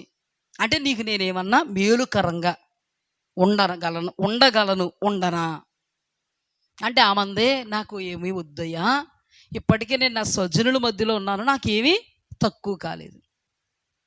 అప్పుడు మాట్లాడతాడు, అమ్మా, మీదిటికి ఇదే ఋతువులో నీ కౌగిట కుమారుడు ఉంటాడు. హల్లెలూయా. అక్కడ ఇక్కడ సేమ్. ఏమన్నాడు? అమ్మా, మీదిటికి అంటే మీదిటి సంవత్సరానికి ఇదే ఋతువు అంటే ఇదే నెలలో నీ కౌగిట కుమారుడు ఉంటాడు. ఆమందే, అయ్యా దైవజనుడా, నాతో అబద్ధం ఆడద్దు అందే. వెళ్ళిపోయింది.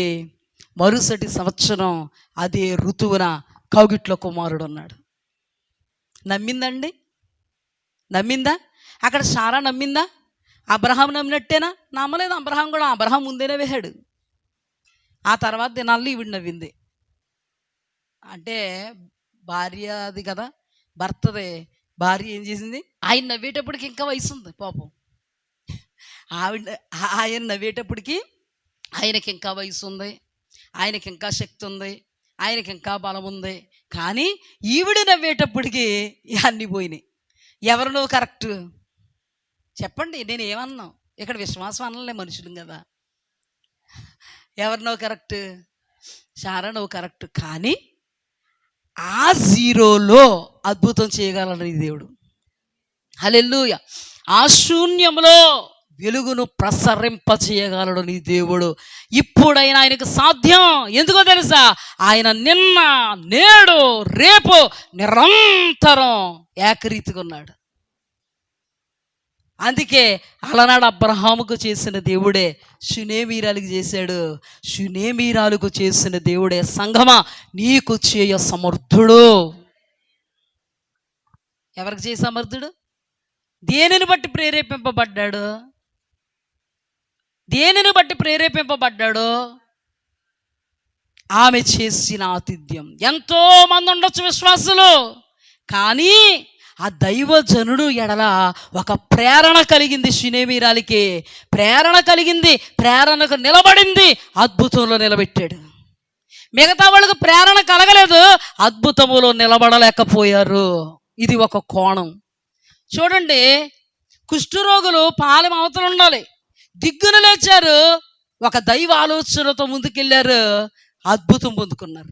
హల్లెలూయా.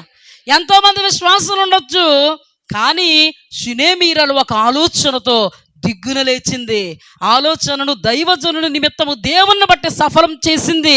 ఆ కార్యమును దేవుడు అసాధారణంగా బిడ్డ గర్భములో కుమారుని ఉద్భవింపజేశాడు.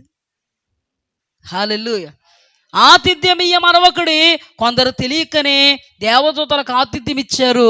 ఆ దేవదూతలే దేవుడు. అయితే కొత్త నిబంధన సంగమా, దేవుడు మాట్లాడుతున్నాడు ఏమన్నా తెలుసా? మిక్కిలి అల్పులైన నా సహోదరుణ్ణి మీరు చేర్చుకుంటే నన్ను చేర్చుకున్నట్టే. హల్లెలూయా. ప్రవక్తను చేర్చుకుని వాడు ప్రవక్త ఫలాన్ని పొందుకుంటాడు. హల్లెలూయా. దైవదాసుని చేర్చుకున్నవాడు దైవదాసు ఫలాన్ని పొందుకుంటాడు. ప్రవక్తను చేర్చుకుంది, అద్భుతం జరిగింది. మనుష్యులే కానీ తెలియకుండానే దేవదూతల్ని చేర్చుకున్నాడు, అద్భుతం జరిగింది. హల్లెలూయా. మత్తయి సువార్త 10వ అధ్యాయంలోకి రండి ఒకసారి. మత్తయి సువార్త 10వ అధ్యాయం. మత్తయి సువార్త 10వ అధ్యాయం 40. మిమ్మును చేర్చుకుని వాడు నన్ను చేర్చుకొనును. హల్లెలూయా. నన్ను చేర్చుకుని వాడు నన్ను పంపిన వాడిని చేర్చుకొనును. ఇక్కడ కాస్త ఆగండి. మిమ్మును చేర్చుకుని వాడు నన్ను చేర్చుకునని ఎవరితో అంటున్నాడు?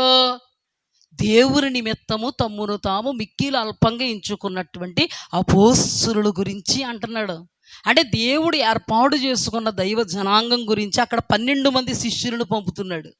అంటే దేవుని ఏర్పాటు అనబడేటువంటి ఈ శిష్యులు దేవుని నిమిత్తం తమ బ్రతుకుని ఏం చేశారు? అంకితం చేశారు దేవుని నిమిత్తం. అందుకని వాళ్ళతో అంటున్నాడు, మిమ్మును చేర్చుకుని వాడు నన్ను చేర్చుకొనును. హల్లెలూయా. నన్ను చేర్చుకొని వాడు నన్ను పంపిన తండ్రిని చేర్చుకొనును. ఇప్పుడు చెప్పండి, సంఘం ఎవరిని చేర్చుకుంటే ఎవరిని చేర్చుకున్నట్టు? అని సంఘం ఏమనుకుంటా తెలుసా? యేసుప్రభు వచ్చేస్తే మాత్రం సాలువే గప్పేస్తాం, యేసుప్రభు వచ్చేస్తే మాత్రం ముద్దిట్టేసుకుంటాం, యేసుప్రభు వచ్చేస్తే మాత్రం పొద్దున్న మధ్యాహ్నం సాయంత్రం ఆతిథ్యం ఇచ్చేస్తాం, ఓ 4 రోజులు ఇచ్చేసుకుంటాం. కానీ దైవజనుడు వస్తే మాత్రం మేము పెట్టలేమండి. మరి ఏం చేయలేవు నువ్వు? నీ మీద పడి తినేస్తారంటే ఇది దేవుని లా, ఇది ఒక ప్రాసెస్. ఎందుకో తెలుసా? దైవజనుణ్ణి దేవుడే పోషించగలిగితే కాకులకు ఆజ్ఞాపిస్తే కాకులు టైంకి తెస్తాయి. ఏంటి? రొట్టె మాంసం అంటే ఏంటి? ఆ రొట్టెలోకి ఏంటి? మాంసం. కానీ దేవుడు దాన్ని కట్ చేసి సారేపతు విధవరాల దగ్గరికి ఎందుకు పంపబడ్డాడు అంటే, సారేపతు విధవరాలు పోషింపబడాలి.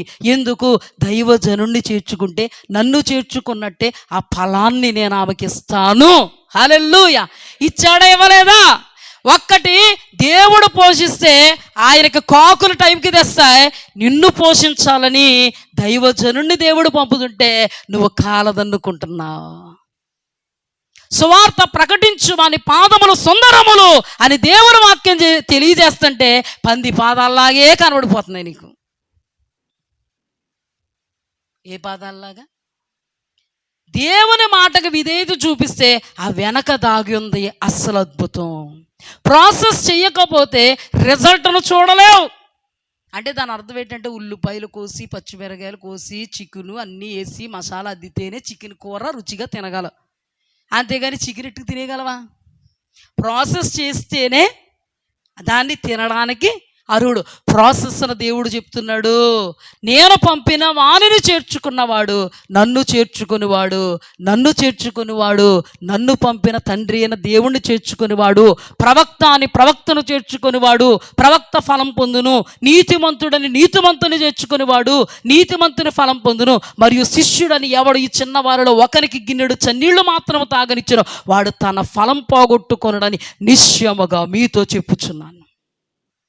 కొందరకండి ఆయన రక్తం చిందించాడని విశ్వాసం ఉంటుంది, ఆయన గాయపరచబడ్డాడని విశ్వాసం ఉంటుంది, ఆయన పొందిన గాయాల్లో స్వస్థత అని విశ్వాసం ఉంటుంది. కానీ ఇలాంటి వాక్యాలు నెరవేర్చడంలో మాత్రం విశ్వాసం ఉండదు. అందుకే దైవజనులు కానీ నేను కానీ అంటాము, నువ్వు విశ్వాసం ఏదో పొందుకోవాలని కాదు, ఆయన వాక్యాన్ని నమ్మడానికి నీకు విశ్వాసం కావాలి. ఎందుకో తెలుసా?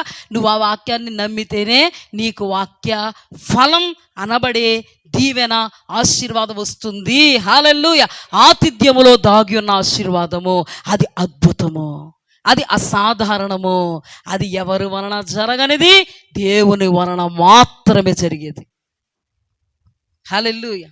హల్లెలూయా. చూడండి, ఇప్పుడు మన సునేమీరాలు ఆ గనురాలైన స్త్రీకి అన్నీ ఉన్నాయి, కానీ ఒక లోటుతోనే చచ్చిపోదును. కానీ ఆమె దైవజనుడి విషయములో దేవుని వాక్కును నిశ్చయముగా నెరవేర్చింది కాబట్టి ఆ నెరవేర్పులో దాగి ఉన్న అతీతమైనటువంటి అద్భుతాన్ని ఆమె అనుభవించింది.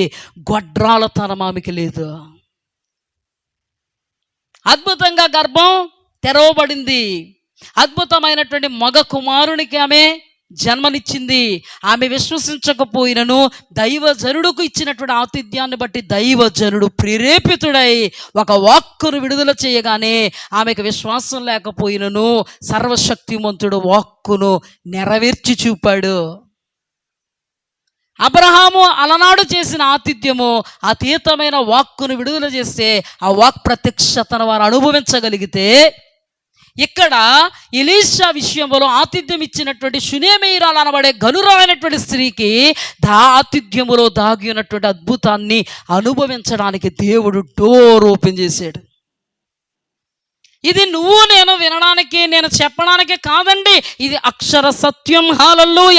ఇది జీవము కలిగినది. హల్లెలూయ. ఎవరైతే ఈ వాక్యమందు విశ్వాసం ఉంచి వాక్యానుసారముగా అడుగులు ముందుకు వేయాలనేటువంటి ఆతృతతో ఆకర్షణీయంగా దైవ వాక్యానికి అతీతులుగా నిలబడతారో, అతీతుడైనటువంటి దేవుడు అతీతమైన కార్యములు చేసి చూపడానికి ఇది సంకేతము. లేకపోతే అద్భుతం జరగదు. ఏం జరిగిందో తెలుసండి ఈ 2 సందర్భాల్లో?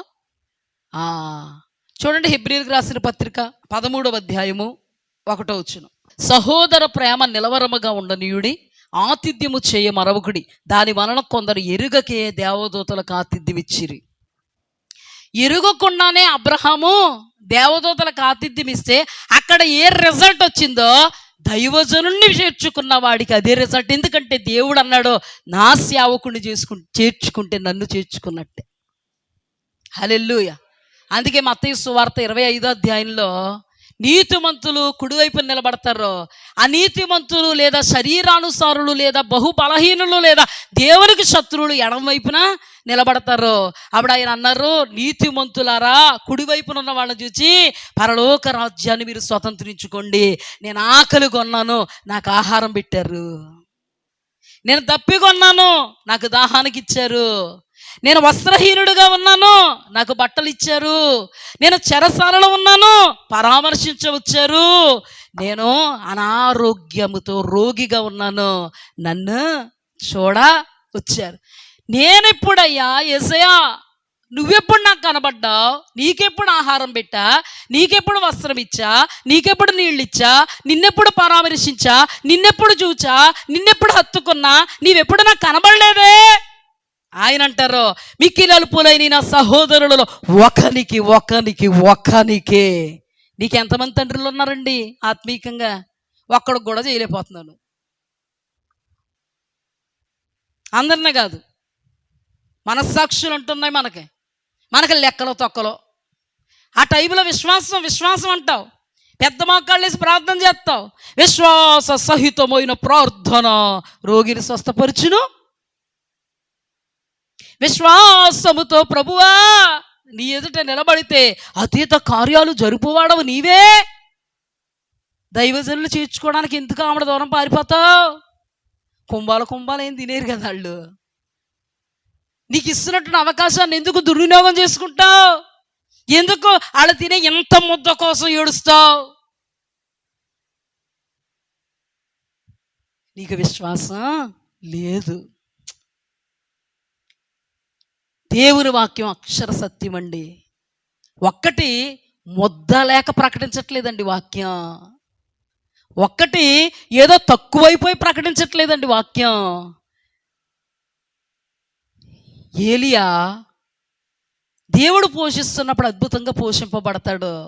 సారేపతు అని ఊరిలో ఉన్న విధవరాలకి పంపబడినప్పుడు ఆమెకే లేదు, ఒకవేళ పెడితే చిన్నప్పం కడుపే నిండదు. కానీ ఆ చిన్న అప్పం విషయంలో అడుక్కుంటున్నాడండి.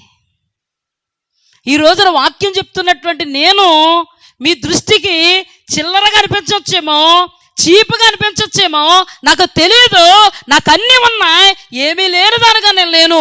మీరేమీ లేని వారుగా ఉండకూడదు అని దైవ వాక్యాన్ని ధైర్యంతో నన్ను నేను తగ్గించుకొని ప్రకటన చేస్తున్నాను. ఇది నా మేలు కోసం కాదు, ఇది మీ మేలు కోసం. హల్లెలూయా. కొందరు నాకు తెలుసండి, ఇలాంటివి ఏమన్నా చెప్తే తక్కువ అయిపోతామేమో, చీప్ అయిపోతామేమో చెప్పడం మానేస్తారు. నేనైతే అలాంటిదాన్ని కాదు. నేను దేవుని నిమిత్తం ఎంత చీప్ అయిపోయినా నేను దేవుని ఎదురు చెప్తున్నాను. నేను ఎంతైనా తలదించుకుంటాను నా దేవుణ్ణి ప్రకటించడం కోసం. నన్ను నేను ఎంతైనా తగ్గించుకుంటాను నా దేవుణ్ణి ప్రకటించడం కోసం. మీరేమనుకున్నా నాకు పర్వాలేదు, మీరెంత చిల్లరగా నన్ను అంచనా వేసినా పర్వాలేదు, మీ బాగు కోసం నన్ను నేను తగ్గించుకుంటాను. ఎందుకో తెలుసా? నా దేవుడు శిలువ వేయబడితేనే మనకు అద్భుతమైన విడుదల వచ్చింది. నాలాంటి వాళ్ళు తగ్గించుకుంటేనే మీలాంటి వాళ్ళకి వాక్యం అర్థమవుద్ది. వాక్య ప్రకారంగా నిలబడితే సారేపతు విధవరాలు బుడ్డులో నూనె తక్కువ కాలేదు, తొట్టులో పిండి అయిపోలేదు. నీ జీవితాలు అద్భుతం చెయ్యబడాలంటే నేను సాక్రిఫైస్ చేయబడాలి. ఇచ్చుడు గురించి చెప్పడం ఇష్టము లేకపోయినా దేవుణ్ణి బట్టి చెప్పాలి. తక్కువయింది కాదు, నీకు తక్కువ కాకూడదని. ఆ రోజు కాకులు వేస్తున్నాయి, ఏలియాకు తక్కువయింది అని కాదు. కానీ ఏలియా అంటాడు, అమ్మా మొదట చిన్నప్పుందే. ఏలియాకు తెలుసు మొదట నా కడుపు నిండదు, అయినా కానీ చిన్నప్పం తెస్తే దానిలో దాగి ఉంది అద్భుతం. హల్లెలూయా. ఈ వాక్యం ఎందరూ వింటున్నా ఒకవేళ నాకు ఏదో తక్కువే చెప్తున్నాను అనుకోవచ్చు. మీరేమనుకున్నా నా వలన సంఘం బలపడితే అంతే చాలు. వాక్యాన్ని నిరర్ధకం చేయకుండా వాక్యంలో నిలబడితే చాలు. కరుణా సంపన్నుడైన దేవుడు సిలువే పడ్డాడండి, నేనే పడదాన్ని. ఆయన పేరును ప్రకటిస్తున్నటువంటి నేను ఆయన ఏం చెప్పుతాడో అది చేస్తాను, దానిలో నిలబడతాను. నేను అంచనా వేయగలను, అంత అజ్ఞానిని కాదు. కానీ వాటన్నిటిని అధిగమించి దేవా నీ కోసం నేను మాట్లాడుతున్నాను. హల్లెలూయా. దేవుడు అంటున్నాడు, ఎవరు వెళతారు నా నిమిత్తం? నా నిమిత్తం ఎవరు వెళతారంటే ఒక ప్రవక్త అంటున్నాడు, దేవా నీ నిమిత్తం నేను వెళతాను. హల్లెలూయా. నేను నా సంఘానికి చెప్పకపోతే నా సంఘం నన్ను ఏమన్నా అనుకుంటుందా, అది వేరే విషయం, సెకండరీ. చెప్పకపోతే బాగుపడరని భయం, చెప్పకపోతే అర్థం కాదని భయం, చెబితే అర్థం చేసుకుంటారనేటువంటి ఒక అతీతమైనటువంటి విశ్వాసం. ఈ రోజున బైబిల్ పట్టు చెప్తున్నానండి, కరుణా సంపన్నుడైన దేవుడు పెడుతున్నటువంటి భిక్షను బట్టి మేము బ్రతుకుతున్నాం. ఏది ఎంతవరకు తక్కువ కాలేదు. అలనాడు బుడ్డులో నూనె తక్కువ కాలేదు, తొట్టులో పిండి తక్కువ కాలేదు. ఈనాడు బ్యాంక్ బ్యాలెన్స్ లేకపోవచ్చు, తినడానికి తిండి, కట్టుకోవడానికి బట్ట, ఉండడానికి నివాసములు దేవదేవుడు ఏది తక్కువ చేయలేదు. ఇక ముందు కూడా ఏది తక్కువ చేయడని మా విశ్వాసం. కానీ సారేపతు విధవరాలు పోషింపబడాలంటే దైవజనుడు వాక్ ప్రత్యక్షతను ప్రకటించాలి. అదేంటో తెలుసా? అమ్మా మొదట చిన్నప్పన్న ఇవ్వు. ఆమె పరిస్థితి తెలుసు, అయినా మొదట చిన్నప్పం. ఆమె పరిస్థితి తెలీదా? చెప్పండి, తెలీదా? ఆ పూటకుంటే అది వండుకు తినేస్తే ఏ మనుష్యుడైనా పెట్టమంటాడండి. కానీ దైవజనుడికి ఇంగిత జ్ఞానం లేక పెట్టమన్నాడా? నో, దానిలో ఉన్నటువంటి ఆశీర్వాదాన్ని నువ్వు అనుభవించాలని పెట్టమన్నాడు. హల్లెలూయా. ఇది సంఘానికి అవసరం. ఎంతమంది పెడార్థాలు తీసుకున్నాం, ఎంతమంది వక్రీకరించిన దేవుని మాట సత్యమో ఈ రోజున బతుకున్నాం, రేపటి దినాన ప్రభు పిలిస్తే వెళ్ళిపోతాం. దేవుని యొక్క సముఖములో యథార్థంగా నిలబడడమే మాకు కావలసినది. నువ్వెన్ని మాటలు మాట్లాడుకున్నా, నువ్వెంతగా దీన్ని వ్యతిరేకంగా భావించినను దేవుడు అనబడిన వాడు మా మాటలను నిరర్ధకం చేయడు. హల్లెలూయా. భూమి ఆకాశమైన గతించిపోవును కానీ దేవుని మాటలలో సున్నైనను పొల్లైనను ఏనాడైనను తప్పిపోవడం నేను ఎరగను. హల్లెలూయా. ఏం జరిగిందండి? ఆతిథ్యం ప్రేరేపించింది. హల్లెలూయా. నువ్వే ప్రేరేపించగలగాల దేవుణ్ణి. దేవుడు అన్నాడు, కొందరు తెలియకనే దేవదూతలను చేర్చుకున్నారు. కానీ దేవుడు వాక్యం నీకు తెలియజేస్తుంది, నువ్వు తెలిసి దైవజనుని చేర్చుకోలేకపోతున్నావేమో. నేను చెప్తున్నాను, దైవజనుని చేర్చుకున్నవాడు ఎప్పటికీ సిగ్గునందడండి. దైవజనుడు కోసం ఆలోచించిన వాడు ఎప్పటికీ సిగ్గునందడండి. పైకి నీకు అనుకోవచ్చు, దైవజనుడికి ఆతిథ్యం ఇస్తున్నా, దైవజనుడిని ప్రేమిస్తున్నా, దైవజనుడి కొరకు ఆలోచిస్తున్నా. నేనంటాను, నువ్వు ఆలోచిస్తున్నదే దానిలో దాగి ఉన్న అద్భుతాన్ని పొందుకోవడానికే. నువ్వు ఆతిథ్యం ఇస్తున్నదే అసాధారణమైన కార్యాన్ని పొందుకోవడానికే. ఒక్క మాట చెప్పనా, దైవజనుడు కడుపు ఎంతండి? ఒక మాట. నువ్వు అన్నీ వండుతావు కానీ అన్నీ దైవజనుడు తిండు. కానీ నువ్వు చేర్చుకున్నవే, నువ్వు ఉండవే, ఏ ఉద్దేశ్యముతో ఉండావు, ఏ ఉద్దేశ్యముతో పెట్టావు, ఏ ఉద్దేశ్యముతో చేర్చుకున్నావు, అది దేవుడికి తెలుసు. దైవజనుడు ఇలా ముట్టుకుంటాడేమో, కానీ దానికి ఫలాన్ని దేవుడు ఇవ్వడానికి డిక్లరేషన్ జరుగుద్ది. ఒక మాట చెప్పనా, వండుకున్నాయి నువ్వే, దైవజనుడు పెట్టింది ఎంత అయితే మిగిలిన నువ్వే తింటావు. అందులో రహస్యం తెలుస్తలేదు నీకు. కొంతమంది అండి రహస్యం తెలియక వదిలేసుకుంటారండి. దేవుడు ప్రేమించి బాతుగుడ్నిస్తే రహస్యం తెల్లలేదు, అడికి కోసి పడేసాడు. ఎంత గుడ్లు బలిగుడ్లాగా, వండుకోవడానికి లేదు, బంగారం ఏర్పడలేదు. ఏమయ్యాడు? లబోదిబో గుండ్లు బాదుకున్నాడు, పోయాడు. ఈ రోజున దేవుని వాక్యం కూడా నువ్వు విశ్వసించలేకపోతున్నావేమో, అందుకే దీనిలో దాగి ఉన్నటువంటి అతీతమైన అద్భుతాన్ని అనుభవించలేకపోతున్నావేమో.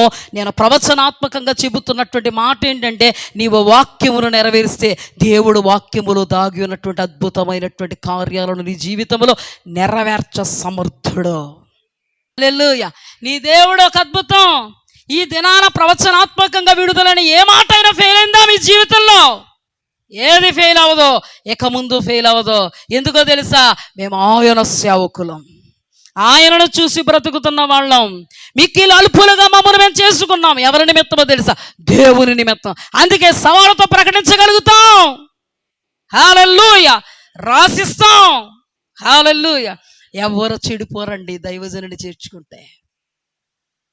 ఇంకా చాలా సాదృశ్యాలు ఉన్నాయి, కానీ సమయం సరిపోనందున కొన్ని సాదృశ్యాలు మాత్రమే ముందు పెట్టాను. ఒక్కటే, బంధువులు చేర్చుకోమంటే చేర్చుకుంటాం కదా, కానీ వియ్యంకుల్ని వేపరాళ్ళని చేర్చుకుంటే డబ్బులు అప్పు చేసైనా మాట వచ్చేద్దే, అప్పు చూసిపో పూడు ఎట్టాలా ఇప్పుడు తక్కువైపోతాం. ఏమి స్పెషల్ చేస్తాం? వాళ్ళు 2 రకాలు ఇట్టారు, మేము 10 రకాలు ఇట్టేస్తాం. మరి డబ్బులు లేవు కదా, అప్పు. దైవజనుని ఇంత ముద్దకే ఆలోచించే వాళ్ళు ఉన్నారండి.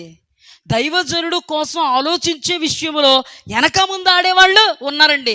భర్త ఆలోచిస్తాడు దైవజనుడు కోసం, భార్య లాగేస్తూ ఉంటుంది వెనక్కి. భార్య ఆలోచిస్తే దైవజనుడి కోసం, భర్త లాగేస్తూ ఉంటాడు వెనక్కి. తల్లిదండ్రులు ఆలోచిస్తూ ఉంటారు దైవజనుల కోసం, బిడ్డలు లాగేస్తారు వెనక్కి. మీరు లాగేది మాకు పెట్టేది కాదు, మీకు వచ్చేటువంటి ఆశీర్వాదాన్ని. ఓ మాట చెప్పనా, అలాగని పెట్టినా కూడా తినలేం. మేము అడుగు పెట్టి జస్ట్ ప్రేమతో ఒక ముద్ద పెట్టుకుని ఆశీర్వదిస్తామండి మాలాంటి దైవజనులు. హల్లెలూయా. మాలాంటి దైవజనులు పెట్టిన తర్వాత ఏమంటే, అమ్మా ఎంత చక్కగా చేశారమ్మా, దేవుడు మీరిచ్చిన ఆతిథ్యానికి తగిన ఫలం ఇచ్చును గాక. హల్లెలూయా. సర్వశక్తుడైనటువంటి దేవుని వాక్కును దైవజనుడు ప్రకటించగా, దైవజనుడు నోటి మాటను నెరవేర్చడానికి ఆతృత పడుతున్న దేవాది దేవుడు అదే క్షణములో దైవజనుడు ద్వారా విడువబడినటువంటి మాటను ఆమేన్ అనడానికి అది నీకు సంకేతము. అందుకేనండి చేర్చుకున్నాడు అబ్రహాము, అద్భుతాన్ని అనుభవించాడు. చేర్చుకుంద షునేమీరాలు అద్భుతాన్ని అనుభవించింది. ఏమండి, బోల్డ్ గొర్రెలు గొడ్లు కోసిపెట్టాడండి. ఏమొచ్చిందండి? ఈ రోజున వియ్యంకుల వ్యాపారాలు మాట వచ్చేద్దా? ఏమొచ్చేద్దా? మాట వచ్చేద్దా అంటే నీకు అంత విశ్వాసం ఉందన్నమాట. నేను అంటాను, సంఘం దేవుని యొక్క శరీరం, సంఘానికి దేవుడు శిరస్సు. సహోదర ప్రేమ నిలవరముగా ఉండని. నీ బంధువులు కాదు, నీ మిత్రులు కాదు, నీ ఇరుగు పొరుగు కాదు, మొదట స్థానం దేవుడు అంటే సంఘం, దైవజనుడు, వాళ్ళే మొదటి స్థానం. అందుకే పైన ఏమన్నాడు హెబ్రీయులకు రాసిన పత్రికలో, సహోదర ప్రేమ నిలవరముగా ఉండనీయుడి. నా పేరట వచ్చేవాడిని నువ్వు చేర్చుకుంటే ఫలం. హల్లెలూయా. సంఘాన్ని చేర్చుకుంటే ఫలం. ఇక్కడ ఆత్మీయుడిని చేర్చుకున్నాడు అహాబరాజు, ఏం ఫలం? వియ్యంకుడు భాషలో చేర్చుకున్నావు నువ్వు, అవునా? ఏమండి, ఈ రోజున నువ్వు భోజనాలు పెట్టేవారికి దాని ఫలం ఏమీ లేదు, అలాగే పెట్టద్దు అంటలేదు, థూ అంటారు జనం. అందుకని ఖచ్చితంగా థూ అంటారని భయం మనకి. అందుకని ఒక 4 ఆకులు ఎక్కువేస్తాం. నేను అనేది అది కాదు. మొదటి ప్రాధాన్యత మొదట చిన్న అప్పము. ఆ చిన్న అప్పములో దాగుంది అద్భుతము. మొదట మొదట మొదట హల్లెలూయ. ఏమండి, మీకు ఎవరైనా భోజనానికి పిలిచి ఏమా ముందు రోజు పాచిపోయిన బూరెలు పెట్టారనికి ఎలా ఉంటుంది? చెప్పండి ఒక మాట అండి, ఇలాగైతే అర్థమవుద్దని. పాచిపోయిన బూరెలు పెట్టారంటే ఎన్ని తిట్లు తిడతావు? అంటే నిజమే కదా, క్యాజువల్గా మాట్లాడుకుందా, ఎన్ని తిట్లు తిడతావు? సిగ్గులేదు, పాచిపోయిన బూరెలు పెట్టింది, బూరెలకు ముఖమాసామా,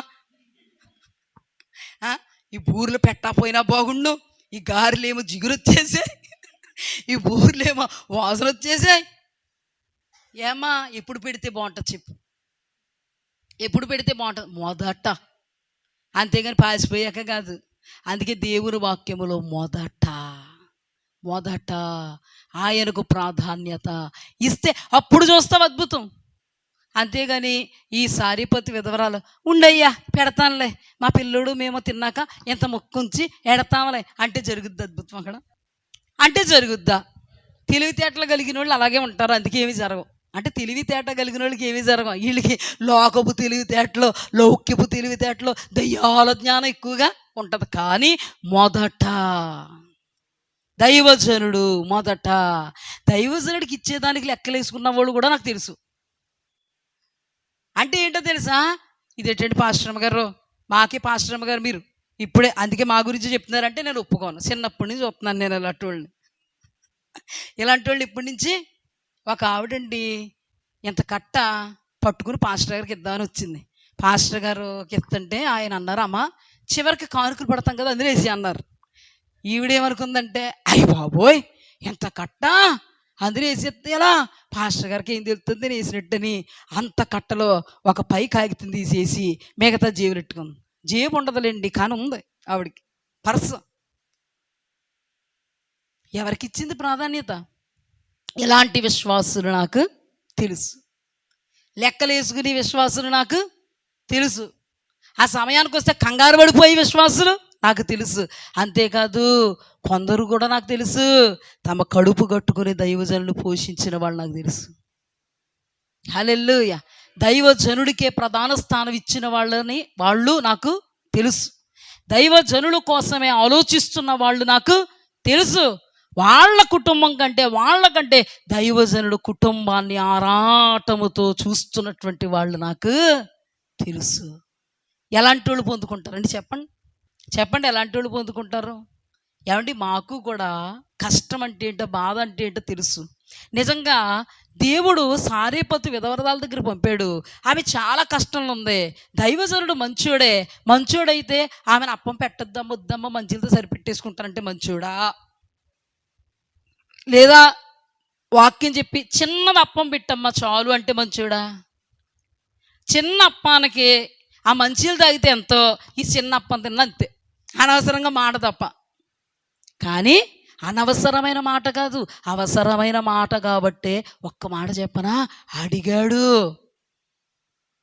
అంటే అంత గొప్ప దైవజనుడు అడుక్కోవలసిన అవసరం వస్తే కొందరు చీప్గా భావిస్తారు. కానీ ఒక్కటి దృష్టించండి, ఆయన కెరీతు వాగు దగ్గరుంటే ఆయనకు భోజనం ఘనం. కానీ దేవుడు పంపినందుకు తగ్గించుకొని వెళ్తే అక్కడ నాకు పెట్టవా అని అడగడం చాలా కష్టమైన ఇష్టంతో అడిగాడు. హల్లెలూయా. ఇప్పుడు మీరు జాగ్రత్తగా అర్థం చేసుకోండి. సారేపతు ఊరిలో ఉన్న విధవరాల దగ్గర అసలు ఏమన్నా తింటాడా? ఎవరైనా చూసి ఏమంటారు తెలుసా? అడుక్కునేవాడు ఇంటికి బుడబొక్కలోడు వచ్చాడంట అంటారు. కానీ ఆమె పెడుదునా? చెప్పండి, పెడుదునా? చిన్న అప్పం పెట్టమ్మా అని బతిమాలినట్టుగా మాట్లాడా?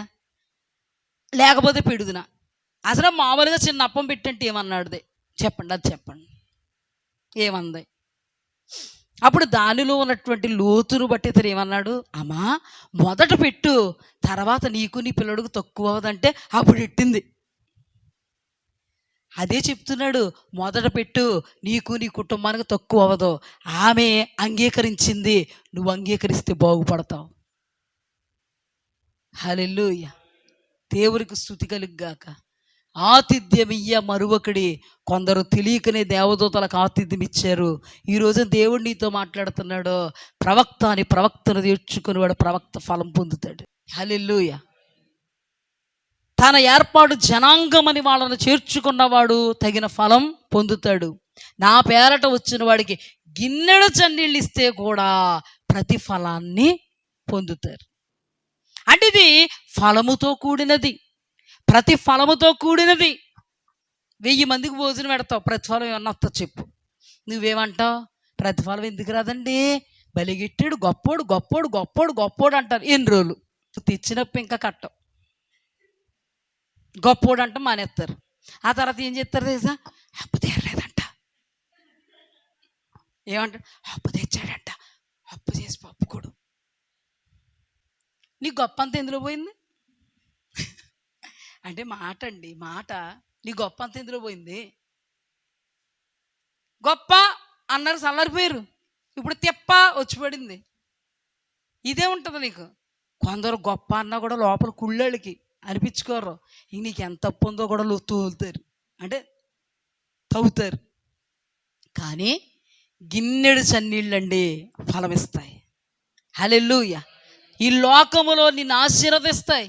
దేవుని వాక్యాన్ని నెరవేర్చావు, దేవుని మీద విశ్వాసం ఉందని దేవుడు పరిగణలోకి తీసుకుంటాడు. హల్లెలూయా.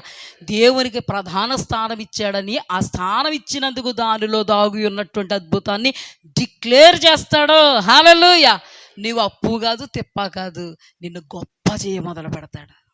నిన్ను గొప్ప చేయ మొదలు పెడతాడు. ఆ రోజున గొడ్రాలు అనిపించుకున్నదండి. పిల్లలు లేరు అబ్రహాముకని అనిపించుకున్నాడండి. మృతతుల్యమైపోయింది. వాళ్ళ వాగ్దానం అంటున్నారు కానీ నెరవేరదనని చెప్పుకుంటున్నారండి జనాలు, నవ్వుతున్నారండి. అలాంటి సమయంలో ఇతడిచ్చినటువంటి ఆతిథ్యము వాళ్ళని ప్రేరేపించి అద్భుతం చేయడానికి కారణమైంది. హల్లెలూయా. షూనేమీరాలను కూడా అలా చెప్పుకుంటున్నారు. ఎంత ఆస్తుంది, ఏం చేస్తుంది, ఎవరికి ఇస్తుంది? ఆస్తుంటే సుఖం ఏముంది, పిల్ల జల్ల లేరు. ఎంతోమంది కథకార్యాలకు పిలవరు. గొడ్రాలు.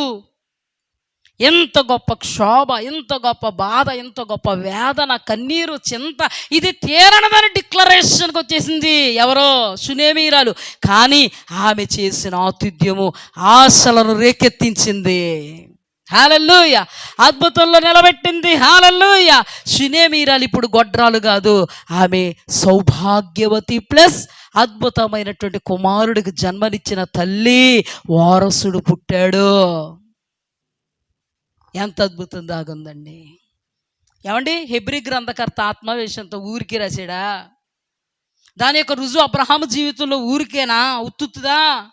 దాని యొక్క రుజువు ఎలీషా మరియు షూనేమీరాండ్ల యొక్క సందర్భంలో అది అల్లటప్ప, ఉత్తుదా? ఇది వాస్తవం. హల్లెలూయా. మాట నెరవేర్చు యెహోవా స్థిరపరచవలనని దానిని నిర్మించి యెహోవాను నామమును వహించువాడు ఎలాగూ సెలవిచ్చుచున్నాడు. ఆయన మాట విను, విశ్వసించు, అమలుపరచు, దానిలో దాగినటువంటి అద్భుతాన్ని అనుభవించక తప్పదు. హల్లెలూయా. ఎందుకంటే నీవు విశ్వసించినది దేవుణ్ణి, దైవ వాక్శక్తిలో ఉండేటువంటి ప్రభావము నీ జీవితంలో ప్రభావముతో కూడిన కార్యములు చేయ సమర్థవంతమైనది. హల్లెలూయా. చూడండి, దేవుని వాక్యం ఎంత సత్యం అండి. అలాంటి వాళ్ళ యొక్క జీవితాలు మీరు చూడబోతున్నారు. అలాంటి వాళ్ళ యొక్క బ్రతుకుల్లో కొందరు జీవితాలని చూస్తేనండి, నాకు మన సంఘంలోనే కొందరు జీవితాలు చూస్తేనండి వాళ్ళే కష్టంలో ఉంటారండి. మాకేం తక్కువ కాలేదు, దేవుని కృపను బట్టి చెప్పక తప్పదు. వాళ్ళే చాలా కష్టంలో ఉంటారు, వాళ్ళే చాలా ఇబ్బందుల్లో ఉంటారు. వాళ్ళకి మేము ఏమైనా సహాయం చెయ్యాలా అన్న ప్రేరణ మాకు కలుగుతూ ఉంటుంది. కానండి వాళ్ళు మా కోసం చేస్తున్నాయి చూస్తేనండి ఆశ్చర్యపడిపోతాను. ఆ రోజునంటే యేసుప్రభు అంట ఆశ్చర్యపడిపోయాడంట. అలాగా ఒక విధమైన ఆశ్చర్యం కలుగుద్ది నాకు. అమ్మ, ఇంత సమర్పణ, నేనే కనుక ఈ స్థానంలో ఉంటే, ఒక విశ్వాసం ఉంటే ఇలా ఉండగలనా నేను అనిపిస్తుందండి నాకు. నేను ఎలా ఉండగలనా? కొందరు సమర్పణలు చూస్తే, కొందరు దైవజనులు రిసీవ్ చేసుకున్న విధానం చూస్తే, కొందరికి దైవజనుల మీద ఉన్న ప్రేమను చూస్తే, కొన్ని సందర్భాల్లో నుండి వాళ్ళ కడుపు కట్టుకుని కూడా మా కడుపును నింపినటువంటి అనుభవాలు ఉన్నాయండి. మాకు లేక కాదు, కడుపు కట్టుకుని మా కడుపులు నింపారు మన విశ్వాసుల్లో. అలాంటి వాళ్ళ జీవితాల్లో అసాధారణ కార్యాలు మీరు చూశారు, ఇక ముందు చూడబోతున్నారు. అద్భుతం అనబోతున్నారు మీరు. అర్థమైందని చెప్పింది. అంటే వాళ్ళ స్థితి ఏంటో తెలుసా? సారేపతు విధవరాలకున్న స్థితి అనుకోండి. ఇంకా సారేపతు విధవరాలు అడిగితే పెట్టింది. కొందరు ఎప్పుడూ ఈ ఉపదేశం చేయకుండానే వాళ్ళ బ్రతుకుల్లో నుంచి ఈ కార్యాలన్నీ చూస్తేనండి నేను అనుకుంటాను నిజంగా ఈ వాక్యం నెరవేరుద్దండి. ఎందుకంటే వాళ్ళు ప్రేరేపింపబడి ఒక శుభవచనం విడుదల చేశారా? ఎన్నో మారులు నేను ప్రేరేపింపబడి అక్కడే నిలబడి వాళ్ళ పక్షముగా శుభవచనములు పలికాను. హల్లెలూయా. పలికినప్పుడు వాళ్ళ జీవితాల కార్యాలు నేను చూశాను. ఏమంటే చాలామందికి చాలా లక్షలు ఉండొచ్చు, కోట్లు ఉండొచ్చు, వెండి బంగారాలు ఉండొచ్చు, చేలు చెట్లు ఉండొచ్చు. సంతృప్తిగా తిన్నామని అడిగామనుకో ఉండదు, ఏమి ఉండదు. కానీ కొందరికి ఏమీ లేకపోవచ్చు. అసలు లోటంటేట తెలియదు. ఏంటండి ఇందులో ఉన్న అద్భుతం ఏంటో తెలుసా? నువ్వు వాక్యమును విశ్వసించి వాక్యానుసారముగా నడిచిన విధానం. కొందరు బిగపడతారండి. ఏంటి ఇలా బిగపడతారు? నేనంటాను దేవుడు బిగొట్టేయండి నిన్ను. ఎలాగా? ఇలా కొందరు అలా విప్పుతారండి, అలా విప్పుతారు కొందరు. ఇయ్యుడి మీకు ఇయ్యబడును అనే వాక్యం వాళ్ళ జీవితం నెరవేరద్ది. హల్లెలూయా. విత్తునిది కోసుకునేటువంటి వాక్యం వాళ్ళ జీవితం నెరవేరద్ది. కొందరు ఇంక ఇలాగే వీళ్ళు ఇత్తేనే దైవజనులు కుబేరులు అయిపోతారు. వీళ్ళు ఏమన్నా ఇత్తేనే ఇప్పుడు వరకు ఈ కారులో తిరుగుతున్నారు బాబోయ్, ఇక ముందు ఇంకా పెద్ద కారులో తిరిగేస్తారు. ఎటు నువ్వు ఇచ్చి గుప్పుడు బియ్యానికా, నువ్వు ఇచ్చి 10 రూపాయలు కానికా, ఎటు నువ్వు ఇచ్చి 200 దశంభాగానికే. కొందరికి లెక్కలు తొక్కలు ఎక్కువ. నేను ఓపెన్గా మాట్లాడతాను. నీ మేలు కోసమే, నీ మేలు కోసమే. ప్రతిదీ వెనక్కే. భార్య ముందుకెళ్తూ ఉంటుంది, వెనక్కలాగెత్తా ఉంటాడు ఈయన. చెప్పాను కదా ఇందాక, భర్త ముందుకు వెళ్ళిపోతూ ఉంటాడు, దూసుకుపోతూ ఉంటాడు. ఈ పిసినారి సంఘం ఎడద్ది. ఓ పిసినారి సంఘమా, నువ్వు ఆపేస్తున్నదే మా అక్క కాదే తల్లి, పిచ్చి తల్లి. మీకే ఇలాగెత్తుంటే నీ చెయ్యి ఎంత చిన్నదేమో, దేవుడి చెయ్య ఆకాశం అంత ఉంది. నువ్వేమి ఎంత ఎత్తుంటే ఆయన ఇచ్చింది ఉంచుకోవడం. ఎవరికి ఎత్తున్నావు? దైవజనుడికి. ఎవరికి ఎత్తున్నావు? సేవకే. ఎవరికి ఎత్తున్నావు? దాన్ని బట్టి ఎవరికి ఇచ్చినట్టు అంచనేస్తాడు. ఆయన ఏమన్నాడు? ఇచ్చిన దానికి అణిచి కుదిస్తానన్నాడే. నువ్వు ఈ గుప్పులు తెచ్చావనుకో, ఆయన గుప్పులు ఎంత పెద్దది. నువ్వు ఇలాగెత్తుంటే ఆయనకి ఇష్టం ఉండదు, ఆయన ఇచ్చేయాలనుకుంటాడు. నువ్వు ఇలాగెత్తుంటే మేము ఎలా తీసుకుంటాం, ఆయన ఇలాగెత్తాడు.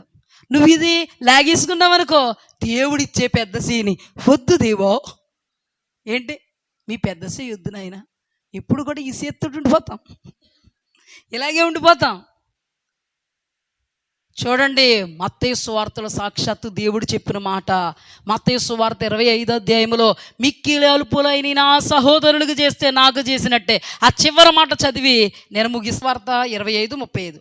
నేను ఆకలి గొంటిని, మీరు నాకు భోజనం పెట్టితిరి, దప్పిగొంటిని, నాకు దాహం ఇచ్చితిరి, పరదేశినై ఉంటిని, నన్ను చేర్చుకుంటుని, దిగంబరనై ఉంటిని, నాకు బట్టలు ఇచ్చితిరి, రోగినై ఉంటిని, నన్ను చూడవచ్చితిరి, చెరసాలలో ఉంటిని, నా యొద్దకు వచ్చితిరని చెప్పాను. చెరసాలలో ఉంటి నా యొద్దకు వచ్చితిరని చెప్పాను. అందుకు నీతిమంతులు, ఎవరిళ్ళు? ఆ నీతిమంతులు చెయ్యి ఎప్పుడు వెనక్కే. అందులో కొంతమంది నీతిమంతులైన కొన్ని విషయాల్లో ఈ జబ్బు ఉంటుంటుంది. కానీ ఇక్కడ నీతిమంతులు మేమెప్పుడు ఏమని మాట్లాడుతున్నారంటే ఇక్కడ 36, 37. అందుకు నీతిమంతుల ప్రభువా, ఎప్పుడు నీవు ఆకలిగొని ఉండుట చూచి ఆహారం ఇచ్చితిమి, నీవు దప్పిగొని ఉండుట చూచి ఎప్పుడు దాహం ఇచ్చితిమి, ఎప్పుడు పరదేశమై ఉండుట చూచి నేను చేర్చుకుంటేమి, దిగంబరమై ఉండుట చూచి బట్టలు ఇచ్చితిమి, ఎప్పుడు రోగువై ఉండుటైనను చెరసాలలో ఉండుటైనను చూచి నీ యొద్దకు ఉచితమని ఆయన అడిగినందుకు రాజు, మిక్కిలి అల్పులైన నా సహోదరులలో ఒకనికి మీరు చేసితిరి గనుక నాకు చేసితిరని నిశ్చయముగా మీతో చెప్పుచున్నాను. ఎవరికి చేస్తే? మిక్కిలి అల్పులైన ఈ నా సహోదరులలో. మిక్కిలి అల్పులుగా ఎవరిని బట్టి ఎవరు చేసుకుంటారు? మిక్కిలి అల్పులుగా దేవుణ్ణి బట్టి దైవజనుడు సమస్తము త్యజించి ఇచ్చినటువంటి సంఘం కొరకు అల్పులుగా చేసుకుంటారు. వాళ్ళ సౌకర్యాలను, వారి యొక్క ఇష్టాలను, వాళ్ళకి తెరచబడే ద్వారాలను సహితం పక్కన పెట్టి సంఘమే మాకు, సహవాసం కొరకే మేము, వాళ్ళను బలపరచడానికే, వాళ్ళ కోసమే ఎక్కడికి వెళ్ళినా హుటాహుటిన పరిగెత్తుకొచ్చేస్తాం. ఎవరి కోసం ఉండలేరా? కొంతమంది పాప విశ్వాసులు బాధపడతారు కూడాని. అప్పుడే వచ్చేస్తున్నారా? అయ్యో ఉండొచ్చు కదా, మీరు ఎంత మంచి వాళ్ళైనా ఉండొచ్చు కదా అంటారు. మేము లేకపోతే బాగానే ఉంటారా? ఈ లెక్కల్లో ఎంతమంది బలహీనలు అయిపోతారండి. చాలామంది అనుదిన సహవాసం పెట్టకపోతే బలహీనలు అయిపోయి కొట్టేసుకుని అమ్మగారు ఈయనను అయిపోతున్నాం. నిజంగా చెప్పాలి, నాకు థ్రోట్ ఇన్ఫెక్షన్ అయితేనే స్వరం సహకరించగా మానతాను, కానీ వేరే విషయాల్లో మానను. ఈ సేవ నిమిత్తం, ఈ రికార్డింగ్ నిమిత్తం ఎప్పుడైనా మీటింగ్స్కి వెళ్తేనే మానతాను. ఊరికే అస్సలు ఎట్టి పరిస్థితులు నేను విడవను. హల్లెలూయా. ఎవరండి అల్పులుగా చేసుకుంటారో దేవుని నిమిత్తం? దైవజనుడు. అక్కడ కూడా మత్తయి సువార్త 10వ అధ్యాయంలో అపోస్తులుల గురించి చెప్తున్నాడు. ఏర్పాటు జనాంగం కోసం ఎవరిని ఏర్పాటు చేసుకున్నాడు? కొందరిని అపోస్తులుగా, కొందరిని ప్రవక్తలుగా, కొందరిని ఉపదేశకులుగా, కొందరిని సువార్తికులుగా, కొందరిని బోధకులుగా సంఘం కొరకు ఏర్పాటు చేసుకున్నారు. వీరు ఏర్పాటు చేయబడిన వాళ్ళు, వీరు మిక్కిలి అల్పులైన నా సహోదరులు. వీరిలో ఒకరికి చేస్తే మీరు 100 మందికి చేయక్కర్లేదు, ఒక్కలే ఉంటారు దైవ సేవకుడు. అందుకే పౌలయ్య గారు ఏమన్నారు? కన్న తండ్రిని నేను ఒక్కడినే. ఒకరికి చేస్తే, కానీ అద్భుతం ఏంటంటే కిందోళ్ళు సంఘంలో ఉన్నారు కానీ ఒక్కడికి కూడా చేయలేదంట. ఎవరు? అనీతిమంతులు. అందుకే దేవుని వాక్యంలో ఆతిథ్యమీయ మరవకుడి, మీరు చేయు ఆతిథ్యమును బట్టి ఆతిథ్యములో దాగి ఉన్నటువంటి అద్భుతాన్ని అనుభవిస్తారు. హల్లెలూయా. నీతిమంతులై దేవునికి ఆతిథ్యం ఇడి. దైవజనుడికి ఇచ్చిన ఆతిథ్యం సాక్షాత్తు దేవుడికి ఇచ్చిన ఆతిథ్యంతో దేవుడు భావించి దానికి రావలసిన ఫలాన్ని దేవుడు మీకు ఇస్తారు.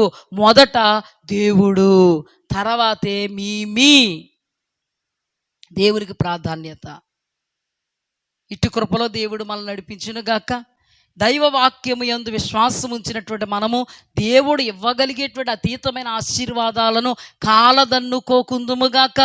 దేవుడిచ్చే ఎంత దాన్ని అంచనా వేయకుండా ఎంత దాన్ని వెనక్కలాగి ఎంతను మనము కోల్పోకుందుముగాక.